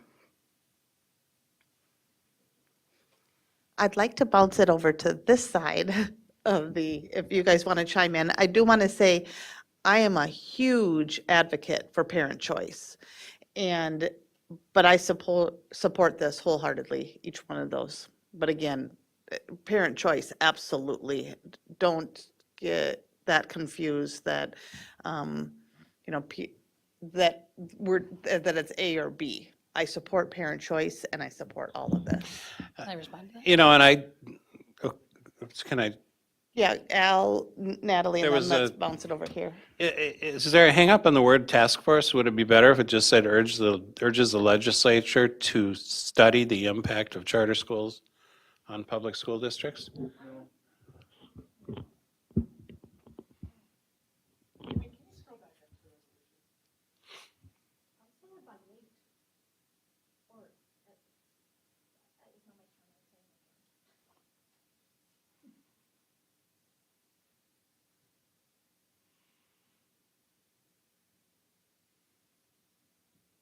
If we just went from legislature to study the, I was saying. yeah. Zach Zach, said no. This is awesome, amazing work. You're gonna have a better chance getting this in a bill passed than you're gonna get through the MSBA. And a workforce or establish a task force is exactly what they would do. You can draw this bill up in 2 minutes, and and done. And then if it doesn't go anywhere, the controversy will happen. The conversations will finally start to happen at the legislature, because you are right. These charter schools were established for very specific reasons in Minnesota, and out-of-state companies, for-profit corporations are taking our tax dollars and taking advantage of our generous system. And there are many, many awesome, wonderful charter schools and have a good purpose, but this is great. So that's my 2 cents. Okay. Yeah, yep, and then let's get Heather a chance to jump in. Don't leave us with just 2 cents in 2 cents. Could you please elaborate, Zach? Are you saying we go to the legislation and ask this directly to the legislation, or say a little bit more, please? What I was saying is, so whether we agree to do this to support these resolutions as board or not, I hope you bring them as is. I feel like this is solid.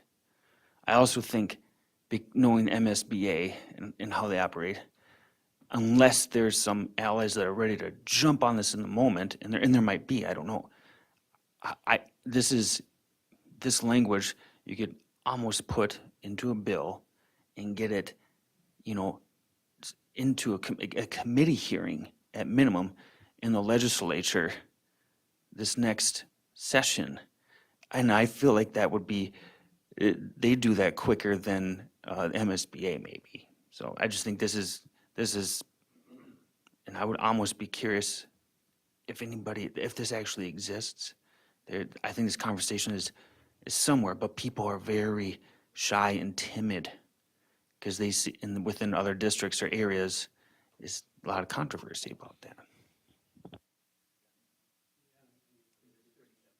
Yeah, go ahead. You confused me on that one too, Zach. Are you saying, the intent here was to take it to MSBA, to have MSBA included in there, the delegate conference would have to vote on it, to have MSBA included within their legislative platform. That's all this is. But you're also saying to take it to one of our local legislators, to have them bring it down and insert it, or create a bill? I think that would happen faster than MSBA can move And I on think it. you can do both. Yeah. I'm not absolutely. Yeah. suggesting we don't No, I'm not either. do Just both. Not suggesting anything other than this is awesome and it's a But I fair think chance that for the this- legislature. One of the interesting things, you see that spot that says recommendation? I'd be interested to see that. Yeah. Let's go Heather, please. I really like the conversation, and I think the questions and the areas of questions are really important. When I read the resolution statement, I guess one of the things that I feel is that maybe it pits a little bit against public versus charter and people's impression of school choice or parent choice. And I wonder a little bit is, are we asking, as written, establish a task force to study the impact of charter schools on public school districts? Is there not a piece of it that we're asking them to study if charter schools are delivering on the intent of the original legislation, and are there appropriate oversights and controls in place to ensure that it's not having adverse effects on public schools? Yeah, I can't write that. And then, Yeah, I think you hit it on the head there. as it relates to some of the conversation on culture, instead of talking about culture, can we talk about enrollment patterns?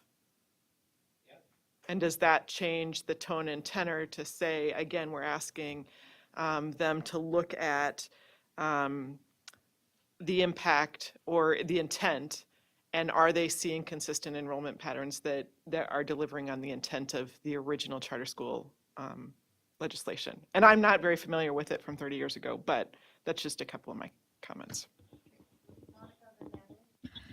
Okay, I didn't want to go there, but you guys insist.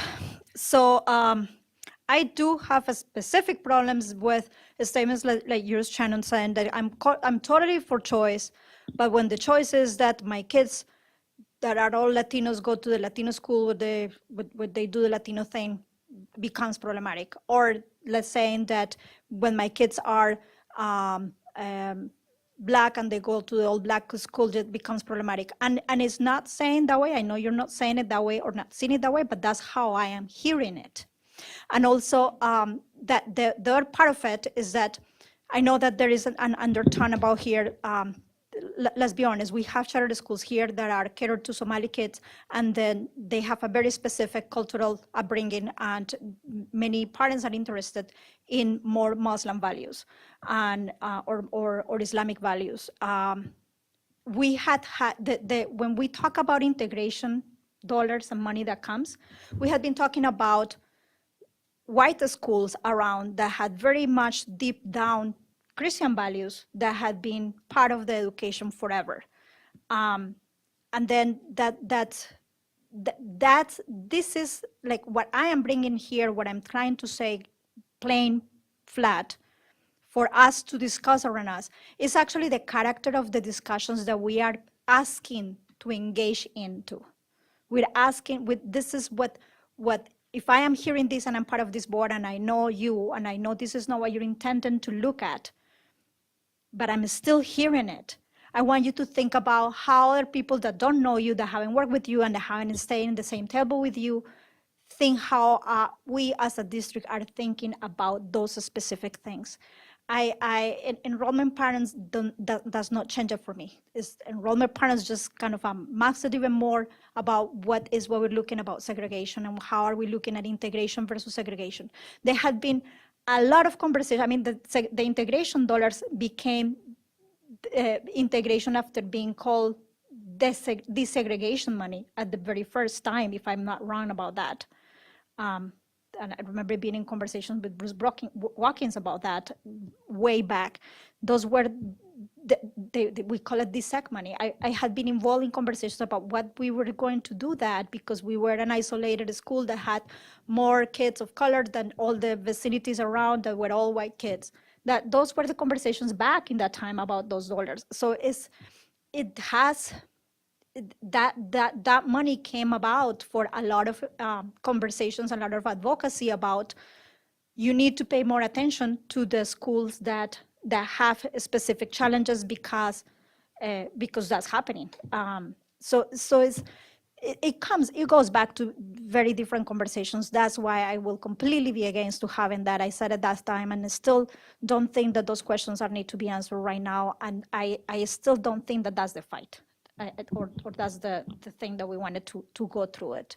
So I will advocate for that. In the rest of it, one other thing that I wanted to change if we are going to look at that is that one part that you're referring to in two specific times for it, you're referring to charter school as laboratories of education. I think that's a judgmental call. That's a judgment call that we are making. I'm not sure that that's how it was stated or how the statute said this is going to be a laboratory. I will change the word laboratory. I kind of recognize what you're trying to say because there is a part of the statute that says something about that the specific education or a specific thing that they have to have a specific character. I think that's what you're alluding with that, right?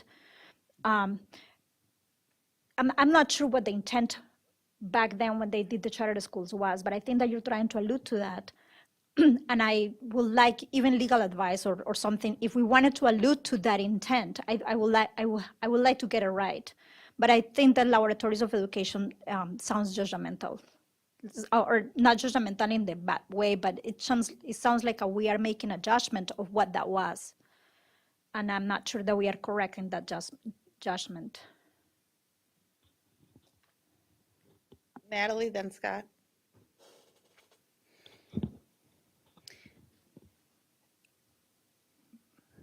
The integration piece. Again, it's the impact. So when our charter schools were all white, we didn't raise the question. Now our charter schools are mostly kids of color, and now we raise the question. So just wanted to double down on the fact that although, Al, I know your intent is not what the impact that I'm feeling in my body because of it, and what other people, especially folks of color in our area, will feel. But at the end of the day, intent doesn't matter when impact is negative to our community. So if this is in here, I don't support any of it because that's how strongly I feel about it. The other thing I want to say is, if this is what we put forth to MSBA, when we come to our legislative platform, are we going to mirror these things? Is it going to be totally different? Because what we did in our legislative platform very successfully last time was, or 50% successfully anyway, is to directly talk about the cross subsidy. And we haven't fully got that funded yet. And so I guess my thought was that that's going to be our thing that we're going to hammer home until it's totally done. But to go off into charter school land is a whole other thing. Like we could be here for weeks and we won't be able to solve this issue or solve what this says and what do we want to say versus what we don't want to say. But I really don't, again, think it's our purview. And I think our purview is our funding, which there are some pieces in here that are really, really smart. And our families and our schools and our teachers. And charter schools are their own thing, and we're not them. But if they're taking something of ours, which is the transportation funds and things like that, then yes, we should go after that. So, the end. Okay, Al's going to reply, and then Scott will get to you. Yeah, I want to just interject because it's about the legislative platform. I had that conversation earlier. And I don't think this has anything to do with our legislative platform. I think there's other priorities that are higher on the totem pole. But MSBA their legislative platform includes about 70 items. Our legislative platform usually includes 1 or 2 or 3 at the most. And I think there's way bigger fish to fry on our legislative platform. This is just simply urging MSBA to include it as a part of their platform. And so I don't see this as connected to our legislative platform. Okay, Scott? A lot of the Christian schools are private and don't receive any public money other than busing. I think what I'm seeing here is something that the law specifically says no to, and that is the public funding of a religious school using a charter school Dodge.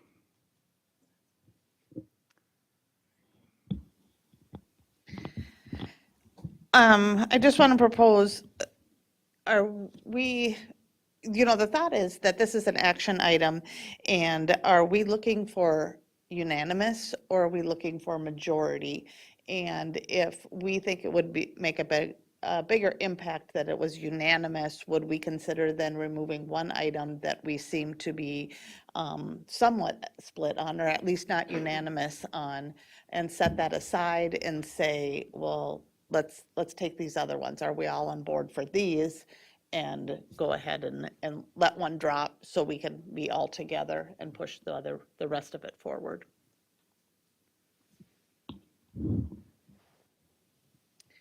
Monica?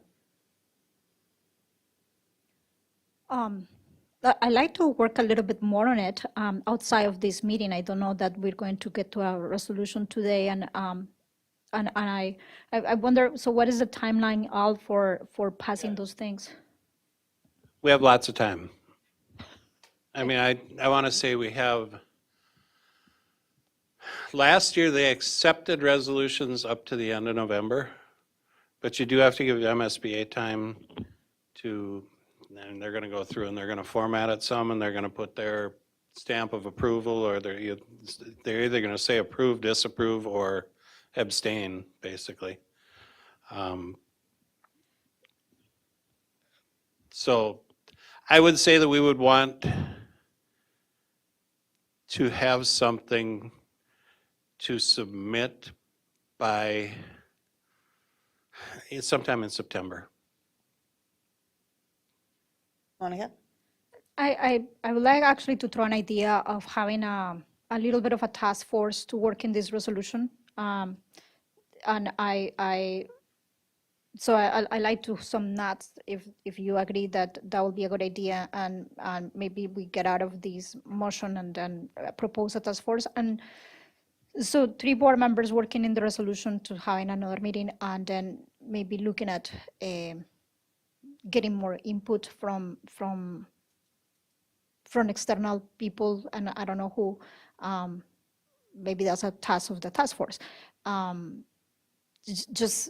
Just is not like other people or other advocates or even lawyers or people in the legislation that are more familiar with what they're looking can say, yeah, this will have a better chance this way or not, and what are the type of discussions that we will encourage people to get into it. Would that be agreeable?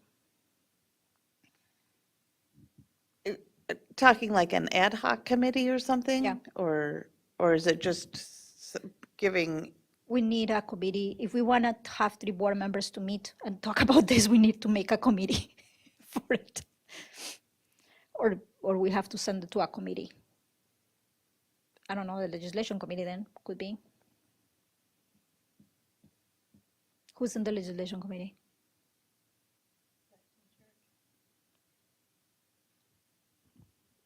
My only concern is, I don't know how complicated we want to make this, because we're not proposing anything. What we're doing is we're asking MSBA to ask the legislature to propose something. And I don't think that it's our duty to produce a perfect document. Yeah, I hear you. I just wanted to wordsmith it. I wanted to have the opportunity to wordsmith it a little bit, working with you and any other person that wanted to work on it.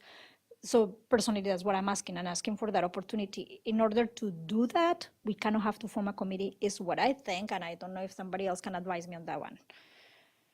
I'm not sure. Maybe we can do it by email, but I think that is a committee that has to be kind of an ad hoc to do that. well, can we just step back one? So we have, Heather, it's on record, so we were going to rewind that and get your wording, or have Jan type that up for a suggestion for the recommendation, correct? We're in controversy over one section of it. What else is there that we're not comfortable moving forward with? Natalie? I'd be okay moving forward if we, with all of it, actually, I don't agree with it, but I understand it. Like, I don't agree that's our fight, and yet, well, when you said, this is not our legislative platform, I'm like, oh, okay, great, then why not? Except for that one part. So if we can take that out totally, I'd be comfortable moving forward. Monica, what other input The laboratory piece. and so that's referring to, Be small 30 laboratories years of ago. education. So what would we call it? What's another word? yes, please. That is in the original language Is it? of charter schools included that laboratory, right? If you're absolutely sure about that, I believe you. And then that's I'm what fine they with it. were set up as. That was the intent. We're Right, Purpose I went- Center for the Arts, Some really good Math and articles Science Academy. written back about that time online, and that's where I went back, and when I was doing some research Okay. on the original intent, that's where I came up with that. Oh, well, so I'll take it back then. So if it's not your judgment, if it's coming from there, I'm fine with it. I That think we was my should change it to promotion. laboratory just to confuse them. Lavatory? Yeah.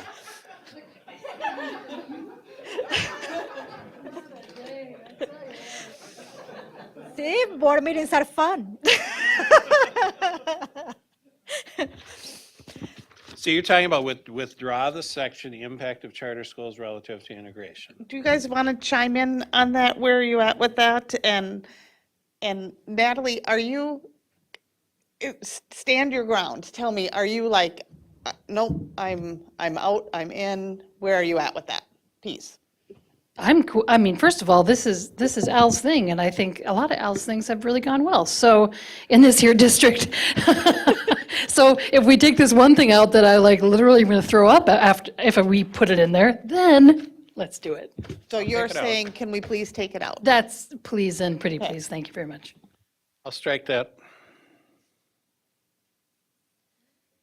So, I think it was my motion, and if Al wants to strike that, I would go along with that. Okay. that's correct. Zach and then Monica? I'm sorry. That's Pedro, just for- clarify. Yeah. Yeah, to second that and to And to to ask if you include want to Heather's. change it. Yeah, do we want to table this? So, and then come back next meeting with the redefined language, or do we have it now? I mean, just want to make sure. Because this is an item on the table. So, Does Jan, if Jan has it, can we just get it and, okay, point of order, see? Right now, get it? yeah. Because we have a whole, Point of order. Heather, do you have it verbatim? I like to ask us, I would like to ask Scott to withdraw his initial motion and remake it. This is just way messy right now. I like to ask that if that's okay. Is that okay with you? You second it? Yeah, I'll withdraw the motion. Right. Heather, you want to just try again, so we can just sort of hear it? Yeah. Motion would be to support a resolution that says, be it resolved that MBSA urges the legislature to establish a task force to study if, I don't know if this sounds right, if charter schools are delivering on the intent of the initial charter school legislation, and have the appropriate oversight and controls in place to ensure they're not having adverse effect on public schools or something. That's pretty good. Yep. That's so great. Did she get it? Because I, Yeah. oh, okay, good. I was writing it. Are you ready for a new motion then? No. Oh, wait. Can we just take, I like the accountability part instead of just impacting the district schools. And if proper controls are in place. Oversight and controls. How about if proper oversight and controls are in place? And if proper oversight and controls are in place.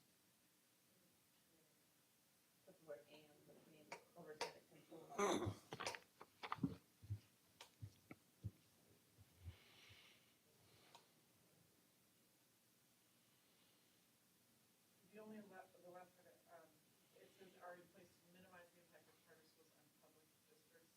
We are then assuming, are we, if we're asking them to do a study, I think we have to be more. If we're asking them to do a study, we maybe need to be more neutral, that they're studying if there are adverse impacts on public schools and not that they're, not assume that there are. But in the last, so the last part, and if wanted proper to oversight remove and it? controls are in place to, I would change to, well, minimize the impact of, to assure the quality of education of the community as a whole, I will say. Is to not- ensure there are not adverse effects on public schools. Did I just do the opposite of what I said? No, I don't really think that we should mention public schools because what we still, to your point initially, Heather, about kind of piling us against each other, is I think that we continue to say charters versus public. And I will say it's just like, let's just looking at oversight and because of the quality of education. So you're saying if proper oversight and controls are in place, period?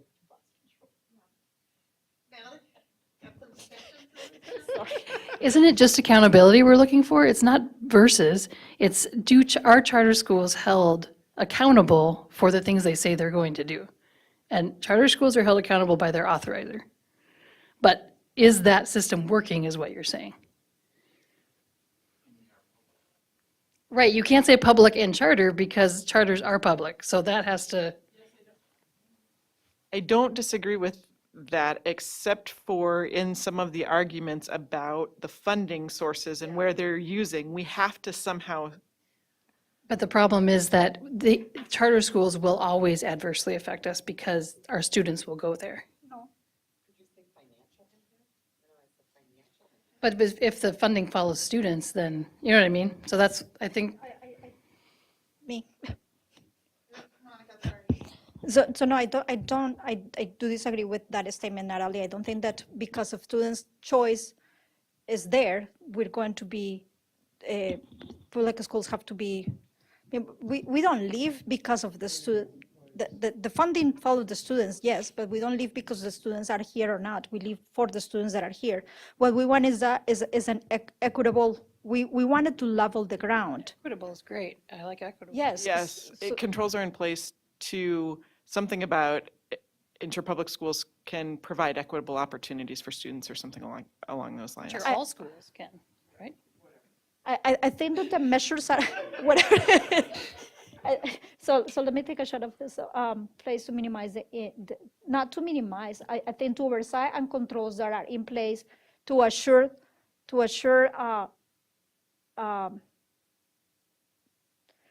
fair distribution of resources. Why don't we say that? To ensure fair distribution of resources. Yeah, Equitable, yes, fair is not, it's where or you equitable can't- distribution of resources within the community or the district. I mean, and I will say, yes, I mean, one of the points that I think that is getting lost a little bit is the fact that that charter schools can fund buildings, and that goes to private entities. I'm not sure that is getting, I mean, we haven't even discussed it, like, I don't know that is making the point there and getting enough attention there. It is in here, but we haven't even said that that's the most important thing. I mean, that's the biggest business. Right.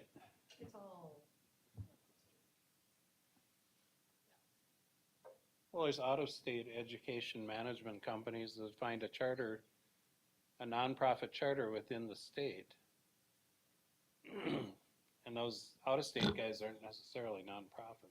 Can we have somebody read it so we can just hear it, to see what our problems are? Heather, I nominate you. So official.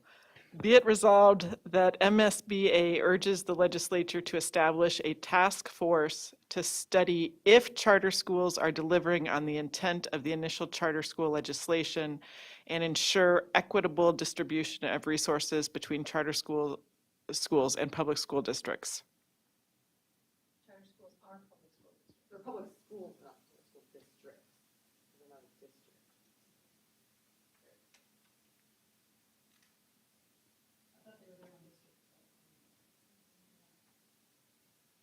Can we work on this and then bring it back next meeting? Or are we close? When are we gonna work on it? I mean the royal we, not me, but are we close here, or what are we, I how are think we we're feeling? close on Do it. you feel that covers all of our points? Like as a run-on sentence. What about if we put a period after Agreed. charter school legislation? Be it resolved that MSBA urges the legislature to establish a task force to study if charter schools are delivering on the intent of the initial charter school legislation.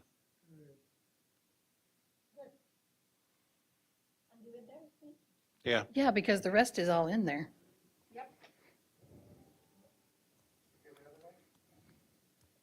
Well, we appreciate everybody's input.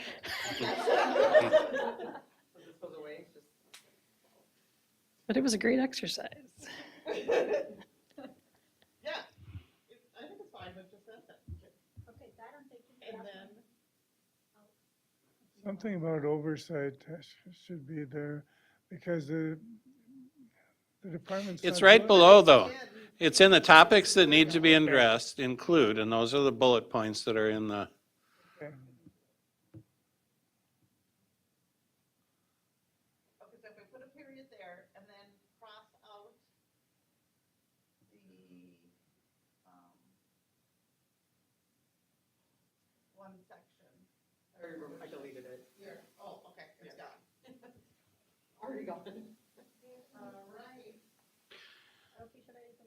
Okay, resolution number 2.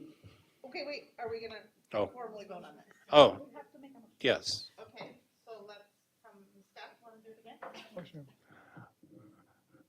I move that we accept, approve Al Dahlgren's resolution regarding charter schools.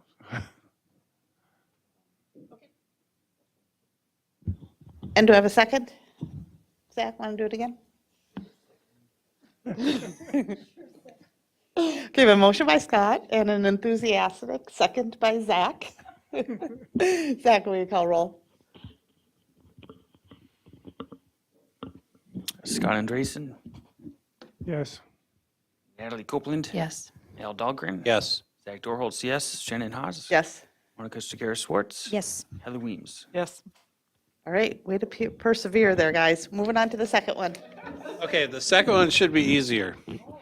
It's this includes a piece on charter schools, but it also includes a piece on private schools. And so we decided in conversations that it would be better to pull this out and do it as a separate resolution because it isn't all pertaining to charter schools. To me, this one is kind of a no-brainer resolution too, and I feel like even if there's, if it's harder to get people to vote yes to approve the charter school one, this one to me should be a no-brainer for anyone unless they have no charter schools or public schools within their, or private schools within their district. But it is, be it resolved that MSBA urges the legislature to fully fund charter school and non-public school transportation and set a reasonable opt-in date for the new charters, for new charter schools. Okay. Background provided by the school district. In the St. Cloud School District, the cross-subsidy related to transporting charter school students is over $1 million per year. That means that we pay for the cost of one, out of our budget in our district, we pay for the cost of transporting approximately $1 million worth of transportation for charter school students. The cross-subsidy for non-public transportation is approximately $575,000 per year. Same deal with the private schools. Currently, the required date for a new charter school to request district-provided transportation is July 1st. This is not a reasonable timeline for districts to be able to adjust routing before the start of the new school year. The St. Cloud School District consists of over 250 square miles.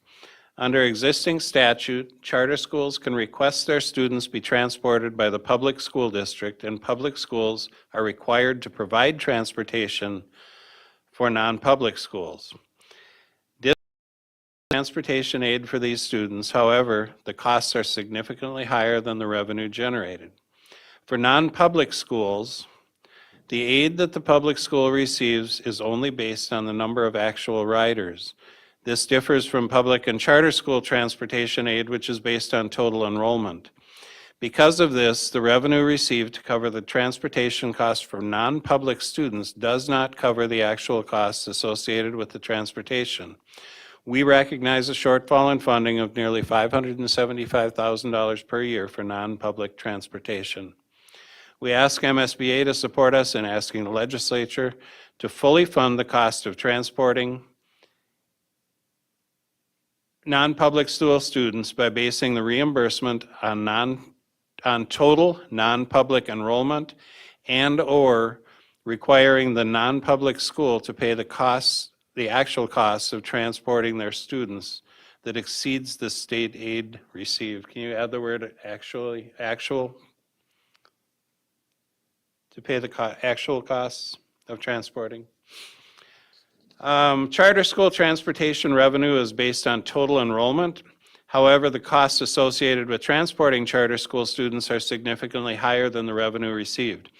Whereas public and non-public schools can create boundaries for schools and provide transportation only to students who reside within the boundaries of the school, charter school students must be transported from any location within the 250 square miles of our district to the charter school that they attend, creating a much more expensive and expansive transportation model. The shortfall we incur in transporting charter school students is more than $1 million per year.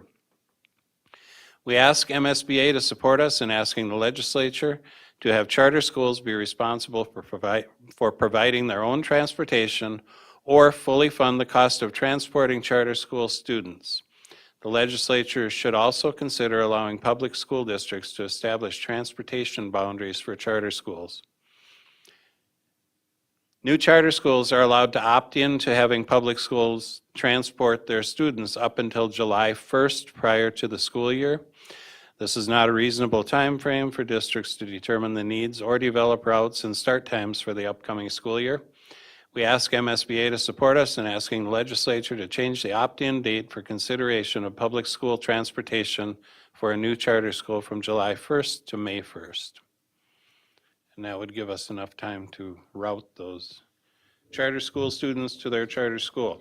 And the rest of the pages are the statutes involved with that.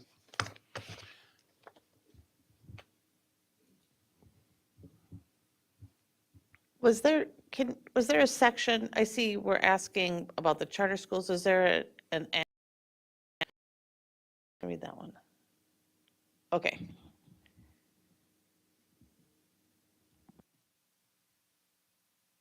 Yeah, the asks are slightly different. And the reason that there's a cost is slightly different. With a non-public school, so take a cathedral. If we say they've got 1,000 students and we transport 400 of them, we only receive the transportation aid for 400 students. Okay? And the transportation aid is based on with the public schools, it's based on a total enrollment deal. So whether you transport that student or not, you get money for it. So what I'm kind of getting at is the state's smart enough to know that if they pay for all of transportation aid for all of the students, so if you cut that in half, you're actually not giving enough money to cover the cost of transporting those students. So we're asking them to bring to allow us to get the reimbursement based on the total non-public enrollment, or to have the non-public school pay for the full cost of transporting their students. And on the charter schools, we get it for their total enrollment. We get the aid for the total enrollment, so it covers that. But because we have to transport the full 250 square miles, so a student going to Stride Academy that lives way out on the outskirts of St. Joseph has to be transported there as well, and there's no way to draw any boundaries around those schools. Whereas with our own schools, we draw boundaries, and we won't transport someone to Kennedy that's not within the Kennedy boundaries. So the transportation model for those students becomes much more complex and expensive. And so we're saying we should be reimbursed for the total cost of transporting those charter school students.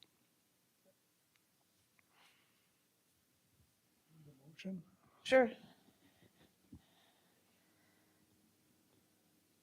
I move that we accept Al's presentation or resolution. Transportation? Yes. Got it. Second. I have a motion by Scott, a second by Natalie. Any further discussion on this one? Monica? May I make a friendly amendment to the resolution and ask you to make to the motion, I mean, to make a motion to pass the resolution as a board resolution? I mean, I wasn't clear about what the motion was. What is the motion, Scott? Everyone write it down. Well, it's to pass the proposed resolution, or to pass the resolution. It would be to pass or approve the resolution pertaining to the legislative action pertaining to charter and non-public transportation. All right. Yep, thank you. Sounds good. Let's do it. Okay. Any further discussion on this one? Okay, Zach, can you call a vote? Shannon Hawes. Yes. Monica Segura Schwartz. Yes. Heather Weems. Yes. Scott Andresen. Yes. Natalie Copeland. Yes. El Dahlgren. Yes. Zach Dorholt is a yes. Al, thank you very, very much for doing this. This is I'm excited to incredible. bring them forward. I'm excited to see what they do with them.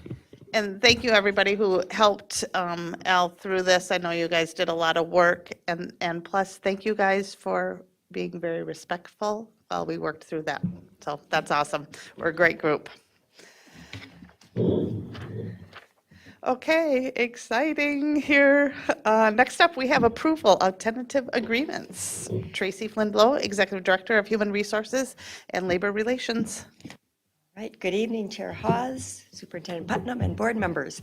I'm excited to be bringing two bargaining unit agreements for your approval this evening and a third wage and benefit package change for our non-represented employee group. So we'll start with the bus drivers contract. This group represents about 19 employees in the district, and they include van drivers, bus drivers, mechanics, and leads. You can see in year one that it provides for new starting pay rates for van drivers of $17.37, bus drivers at $19.98, assistant mechanics at $21.23, and mechanic and lead bus drivers at $22.50. In addition to those new starting pay rates, we're proposing a 3% increase in hourly wages for all the employees in lane one, those are the van drivers, and a 10% increase in hourly wages for employees in lanes 2 through 4, which are our bus drivers and mechanics and leads, to address that compression in the wage schedule. Next, we have increasing the longevity rates as shown on the chart at the 3, 5, 10, 15, 20, and 25-year levels. An increase in district contribution to the single insurance plan to $615 a month, an increase in the wellness pay percentage to 80% of eligible hours each year, and then adding the Juneteenth holiday for staff that are working during the summer sessions. In year two, you see again new starting pay rates, $17.37 for van drivers, $20.43 for bus drivers, assistant mechanics and lead bus driver at $21.71, and the mechanic at $23.01, with a 2.25% increase in hourly wages for all current employees in year two. That brings a total two-year cost of 10.39%, and I'm looking for a motion to approve this tentative agreement with the bus drivers. Okay, do I have a motion? Was this somebody's group? Don't know. Been in too many rooms to remember. I don't know. So moved. We have a motion by Al and a second by Monica. Zach, can you please call vote? Oh, Heather? Just Any a further question. discussion? Heather? On year two, on the assistant mechanic and lead bus driver, it goes to $21.71, but on year one, your lead bus driver is $22.50, so that's actually a decrease. Is that intended?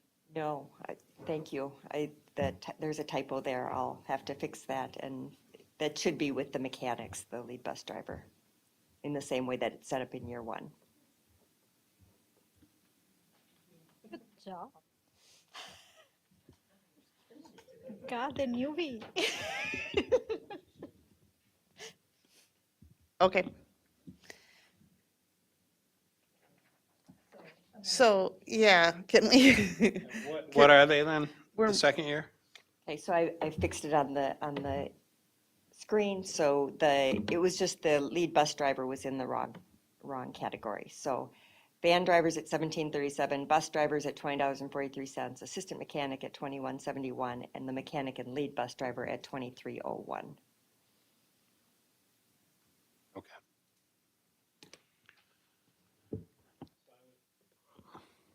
I would approve the I would make a motion, I'll withdraw my other motion. Okay. And I will make a new motion to approve the amended Bus driver's bus contract. driver's contract. Second. Okay, trying again. Motion by Al, second by Monica. Zach, can you please call roll? Heather Weems, Yes. Scott Andreessen, Yes. Natalie Copeland, Yes. Al Dahlgren, Yes. Zach Dorholz, yes. Shannon Haas. Yes. Monica Segura Schwartz. Yes. All right, keep them coming here. Okay, next we have the paraeducator contract. The paras are our second largest union group in the district with 331 employees. It begins in year one with new starting pay rates for our support paraeducators at $16 an hour, our instructional paraeducators who are our highly qualified paraeducators at $18 per hour, and a new pay lane for advanced paraeducators that would include any of our special ed paraeducators that are assigned to level 4 programs, our special education lead paraeducators, and behavior instruction paraeducators at $20 per hour. We had our BSS positions, our behavior support specialists that used to be in the non-represented group are moving into this bargaining unit and will be now titled behavior instruction paraeducators, and all of that set of employees will be compensated in year one at $20.50 per hour. All the other employees in this group would receive a 6% increase in hourly wages, and then there would be a 3% compression adjustment for the instructional and advanced paraeducators hired prior to 7/1/2021. We'd see an increase in longevity rates as posted at 3, 5, 10, 15, 20, and 25-year marks, an increase in the district insurance contribution to the single plans at $615 per month, increase in the wellness pay percentage again to 80% of eligible hours, and adding the Juneteenth holiday for staff working during the summer session.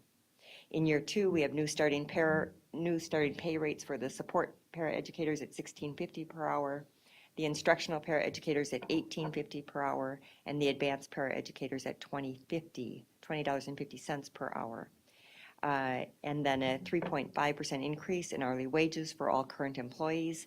That brings a total two-year cost of 12.33%. And I'm looking for a motion to approve the contract with the unit.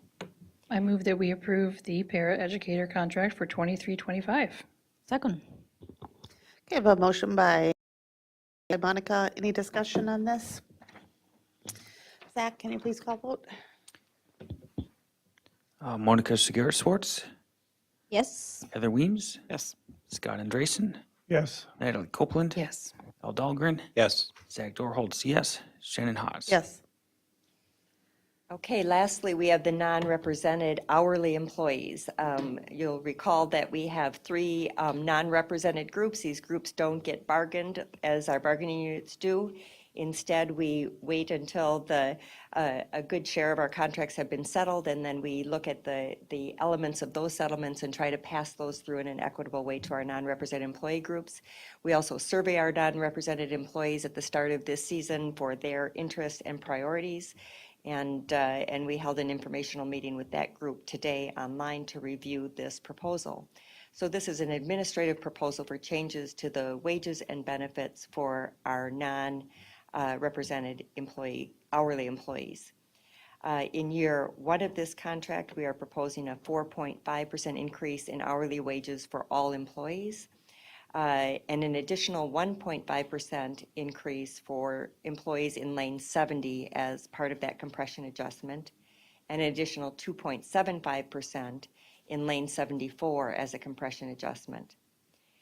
And then similar to the other contracts you've seen tonight, an increase in longevity rates at the 3, 5, 10, 15, 20, and 25-year levels. An increase in district insurance contribution plan from $568 to $615. Oh, sorry, my summary has another error. I'm just going to fix this.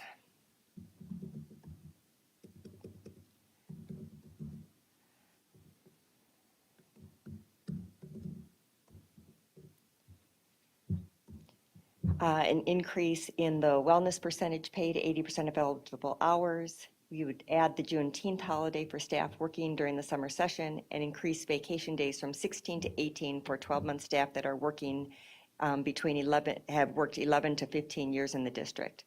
And then in year two, there would be a 3.25% increase in hourly wages for all employees, giving us a 2-year cost of 10.02%.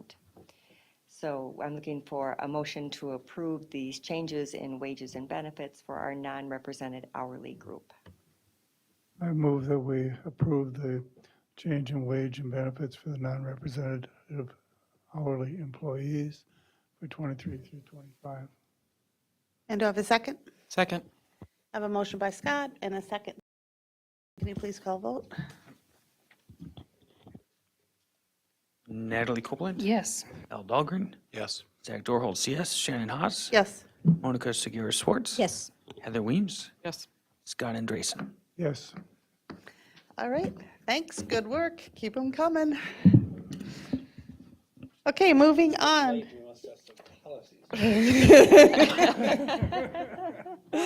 Oh, the fun's not over.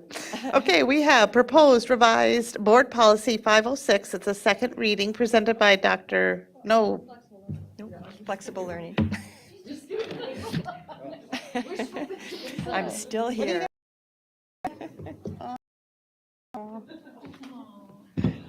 yay!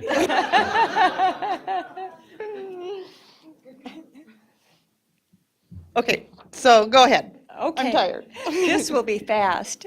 The legislature requires that each year the board approve the flexible learning day plan for our 5 permissive weather-related flexible learning days. This plan is largely unchanged from the plan that you approved last year. I'll highlight a couple of the changes that are relevant. In this first paragraph around the makeup plan, we shifted these words that says so it says will generally, the first 5 weather-related closings will generally be shifted to flexible learning days, because as we learned this year, when that comes at the end of long breaks, it doesn't always work well for students.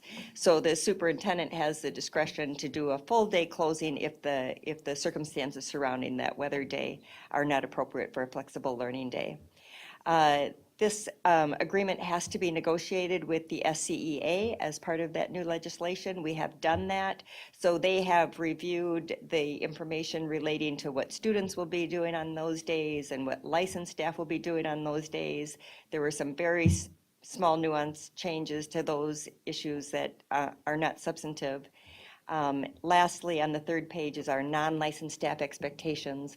In the new legislation, the statute requires that on flexible learning days, on these 5 weather-related flexible learning days, that staff that can report or that can work from home be allowed to work from home, and staff that can't work from home be paid for the day.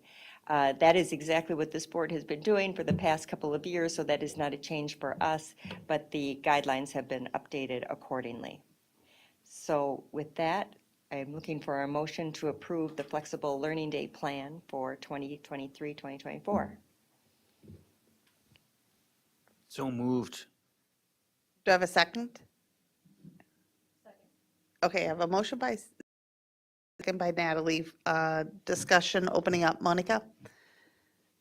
So, Lori, did you still have in place the plan that was with the surrounding schools in the area about weather changes and all this stuff? Yes, absolutely. In fact, the superintendent of Sauk Rapids and I just met with the interim superintendent from Sartell to confirm his commitment to continue our unifying decision-making. And we typically will meet in early October just to reset all the protocols. And I will bring that, of course, to the board just for your awareness. Thank you. Absolutely. Okay, Zach, can you please call vote? Zach Dorholz is a yes. Shannon Haas. Yes. Monica Segura Schwartz. Yes. Heather Weems. Yes. Scott Andresen. Yes. Natalie Copeland. Yes. Al Dahlgren. Yes. Okay, thank you, Tracy. Then we're moving on to proposed revised Board Policy 506, second reading. This is student discipline presented by Dr. Mike Rivard, Assistant Superintendent of E through 12 Education Services. Good evening, Chair Haas and Dr. Putnam and members of the board. Again, I'm going to try to even go faster than Ms. Bowe.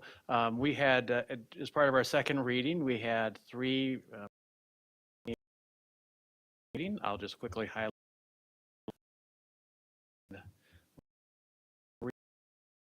Excuse me, Roman numeral 8. Just a correct on you inputting the word when. Going to move right down from there. There was not a concern with the actual text forward by the whole board.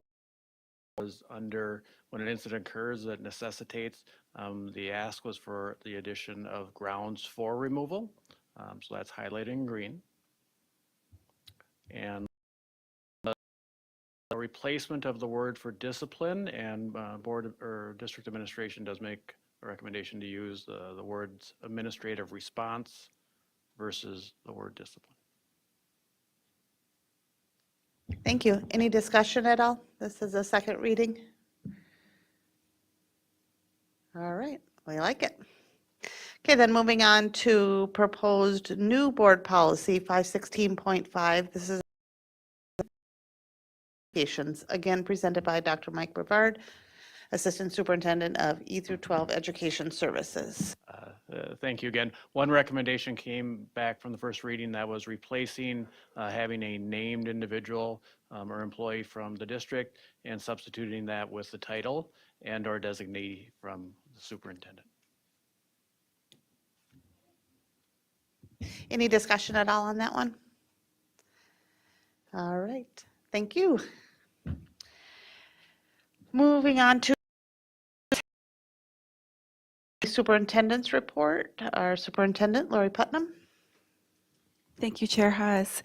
This evening, I will be providing a high-level summary of my goals and some of the action steps that I took this year to meet those goals at the request of board personnel.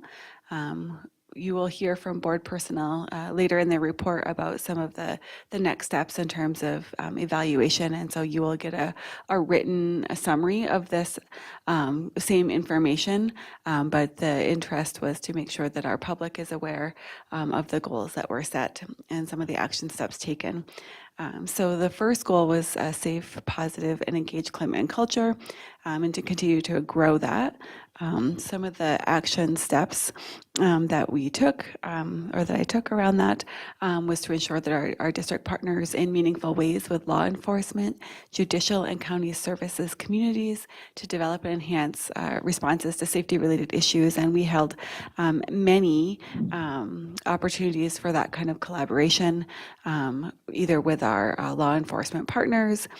We had a collaboration meeting with judicial and social service agencies, along with law enforcement, out of which was created the Juvenile Community Action Team. So we saw some really exciting work around the alignment of services between the district and other local organizations.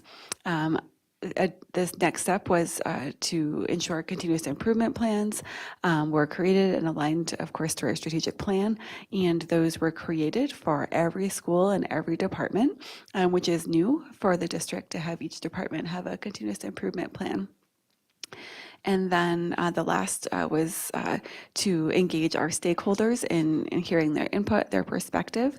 And so we spent a lot of time on that, beginning even with the welcome visits to new students, which actually take place again. We started it for the first time last year. We'll be starting doing our visits on Monday. So we're very excited to be out visiting all of our new students across the district then. We did a variety of community meetings, both here at the district office, that were open to all stakeholders in the community, as well as listening sessions at every school and site across the district.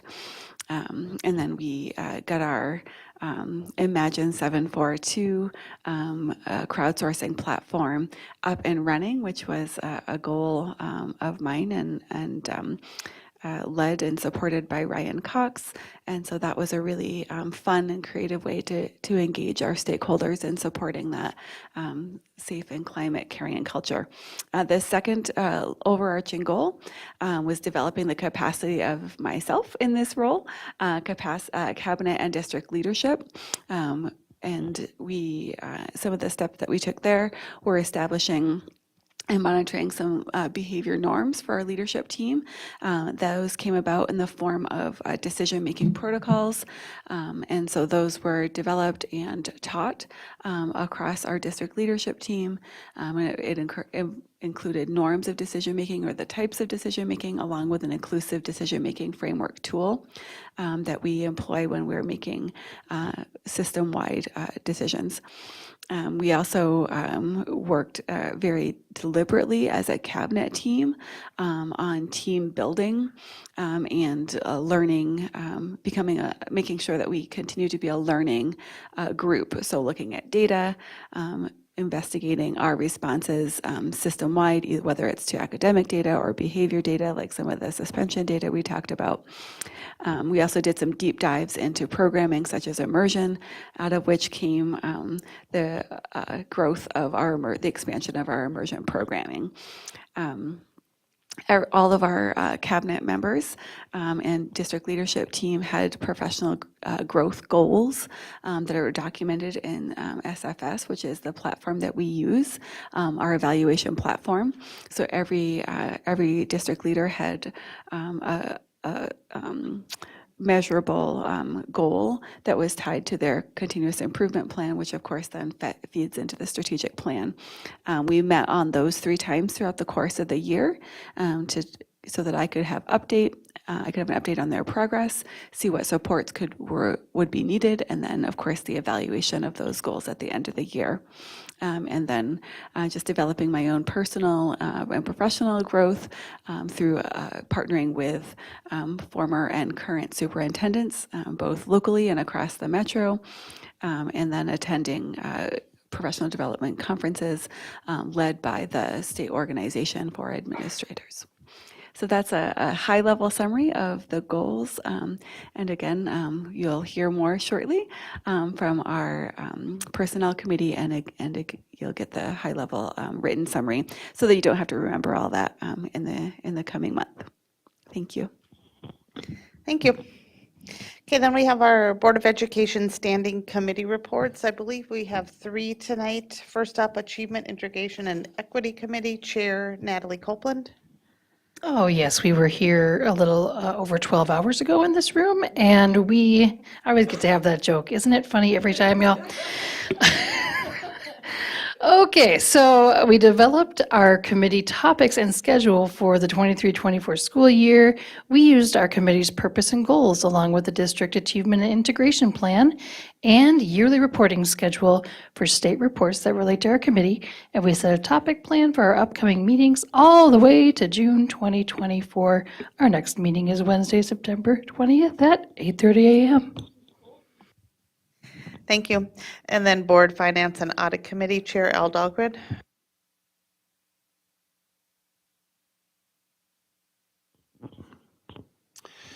Finance Committee met last Friday, August 11th. We talked about a couple of different things. The first thing was the Minnesota Free Meals Program, which we covered in detail earlier, so I'm not going to go into it. But as a part of that discussion, we also discussed the district will be zeroing out the current negative balances in student lunch accounts. We have about $111,000 of debt for active students and $50,000 for inactive. We have money from the Angel Fund, which is a charity, or it's money that's been given to the district to cover some of that would be used in combination with some district funds. And we'll be sending a letter out or a statement to families that have meal debt to let them know that we're going to forgive debt due to the change in the lunch program. So we're going to zero out those balances, and there will be no charges going forward. So if there are any charges, it's going to be for a la carte items and the items that were listed up on there. But at this, and I believe they're only taking cash, was it on those? They're not taking, we're not doing any lunch debt going forward. Any of that stuff will be paid for at the time that it's picked up. So this is basically eliminating the entire debt collection piece and moving forward with a no-charge meal program, so it should be really smooth for that next year. We also had a short discussion on the 2023 audit plan. There aren't never very many changes on the audit plan from year to year. The auditors are required by state law to look at specific areas, and that's what they will be doing. So that was our discussion in Finance Committee. All right, thank you. And then we have Personnel Negotiations Committee Chair Monica Segura Schwartz. Right, I get to close. So here, I'm gonna take a little bit of time on this one, so sorry. So we met August 15 yesterday. We talk about, the committee reviewed the administration recommendation for changes in the pay benefits of employee and employee guidelines for non-representative and exempt employee group. We also reviewed the superintendent's annual report of her goals for 22-23, and we asked her to bring those today for you to listen from her about them. And then the next thing that we did is that we worked in the revised 3-year cycle of the superintendent's evaluation procedures and made a plan to complete the superintendent's evaluation for 22-23. A little bit of background on that. We had been we have done superintendent evaluation at this time of the year every year.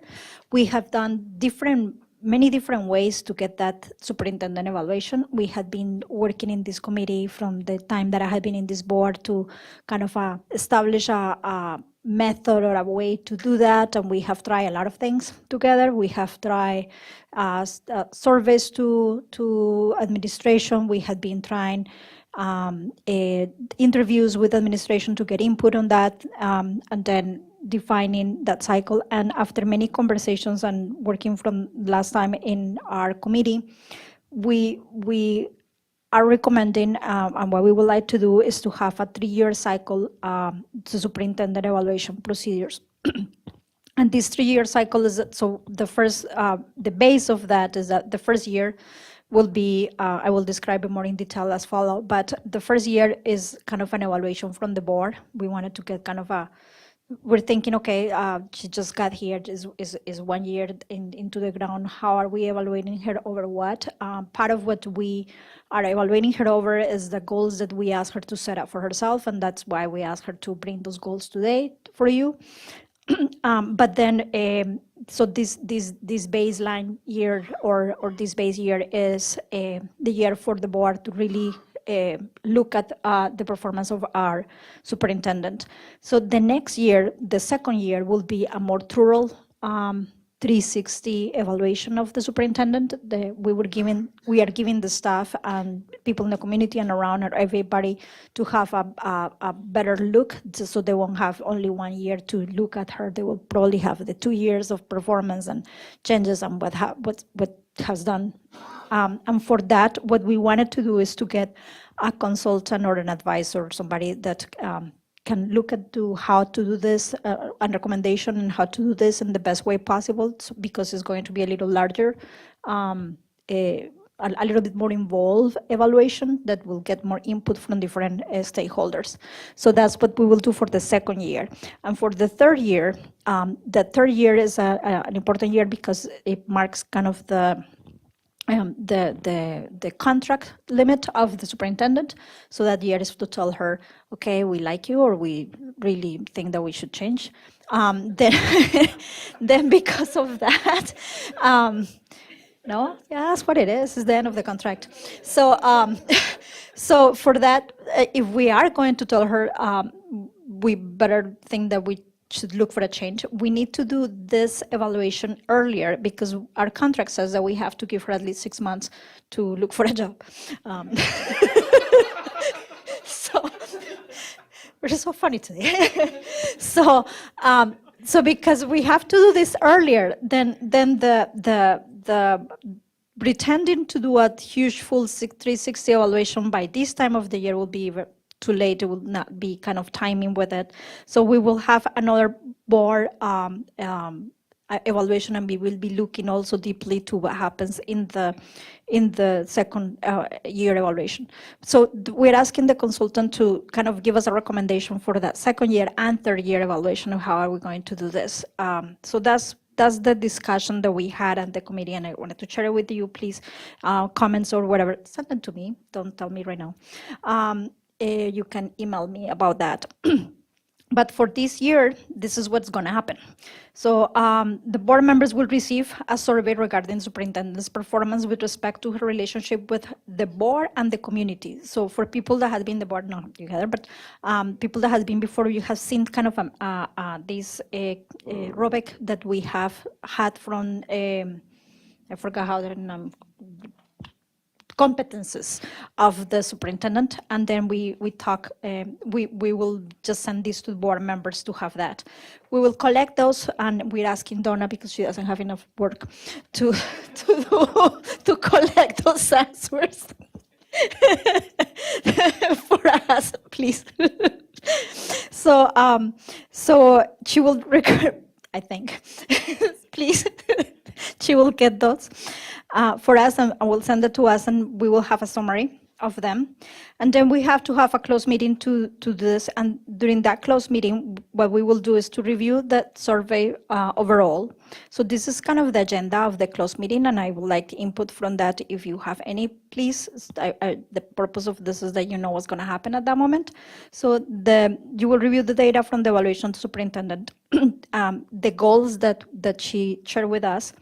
And we will also ask you to provide feedback on her performance, and to have a discussion about the goals for the year, and to bring to that meeting your proposed goals for the superintendent. So we want you to bring to the closed meeting the goals, and we will discuss them as a group, and then choose. If you all bring 20 goals, so we will choose probably 5 from those that we all bring. And we're also asking the superintendent to bring her own goals. So we will choose that, and then we will go from the session. So in terms of an agenda, we have a half an hour discussion of the report. Our report are on discussion by ourselves. By ourselves, I mean board members. And then we would invite the superintendent to come in and have a conversation about the goals, and we kind of tell her kind of a summary of what we did. After that closed meeting, the next open meeting will be a public report for the community about that, according to statute and according to what always do, and this is our practice. So that's it. What's the date? September 20th. Oh, and this closed session is going to be after the board meeting on September 20. But the rubric is going out soon? Very Okay. Al, you had a comment? I do have a comment. Just want to say that there were some comments made before the board meeting tonight by a member of the public concerning some things that sounded very concerning. I was at that meeting in which those accusations were made. I texted Superintendent Putnam immediately and said that there's been an accusation made at this town hall meeting that these materials are in the women's restrooms at Apollo High School. Superintendent Putnam got a hold of Principal Scalarud. Principal Scalarud made a point of getting to the school the next morning prior to anyone else getting there so that he could do a walkthrough of all of the women's restrooms. And there were no materials found in any restroom that had anything to do with what this person was saying. So my belief on that, and it's just, I guess I can't prove that nothing ever existed that was ripped off the wall and torn down and thrown away. But my belief is that that story was more made up to cause a skirmish at the town hall meeting than it was true. Thank you. Okay, future agenda items, September board meeting work session topics will include summer project status report, tentative agreements, strategic plan and mission statement, schools update, and policy readings. At this time, does any board member wish to suggest a future agenda item? All right, so looking for a motion to adjourn tonight's board meeting. So moved. I have a motion by Natalie, a second by Monica. All in favor, say aye. Aye. Opposed? All right. Thank you for watching. Meeting is adjourned. It is 9:27 PM. Have a good night. We'll be back September 6th. Al, I was gonna follow up with Al. You're both going the same direction. Okay. Later, Pops. I'm not sure what you're doing over there. You're lassoing? No, I said school's up. Natalie, 15 years, not 25.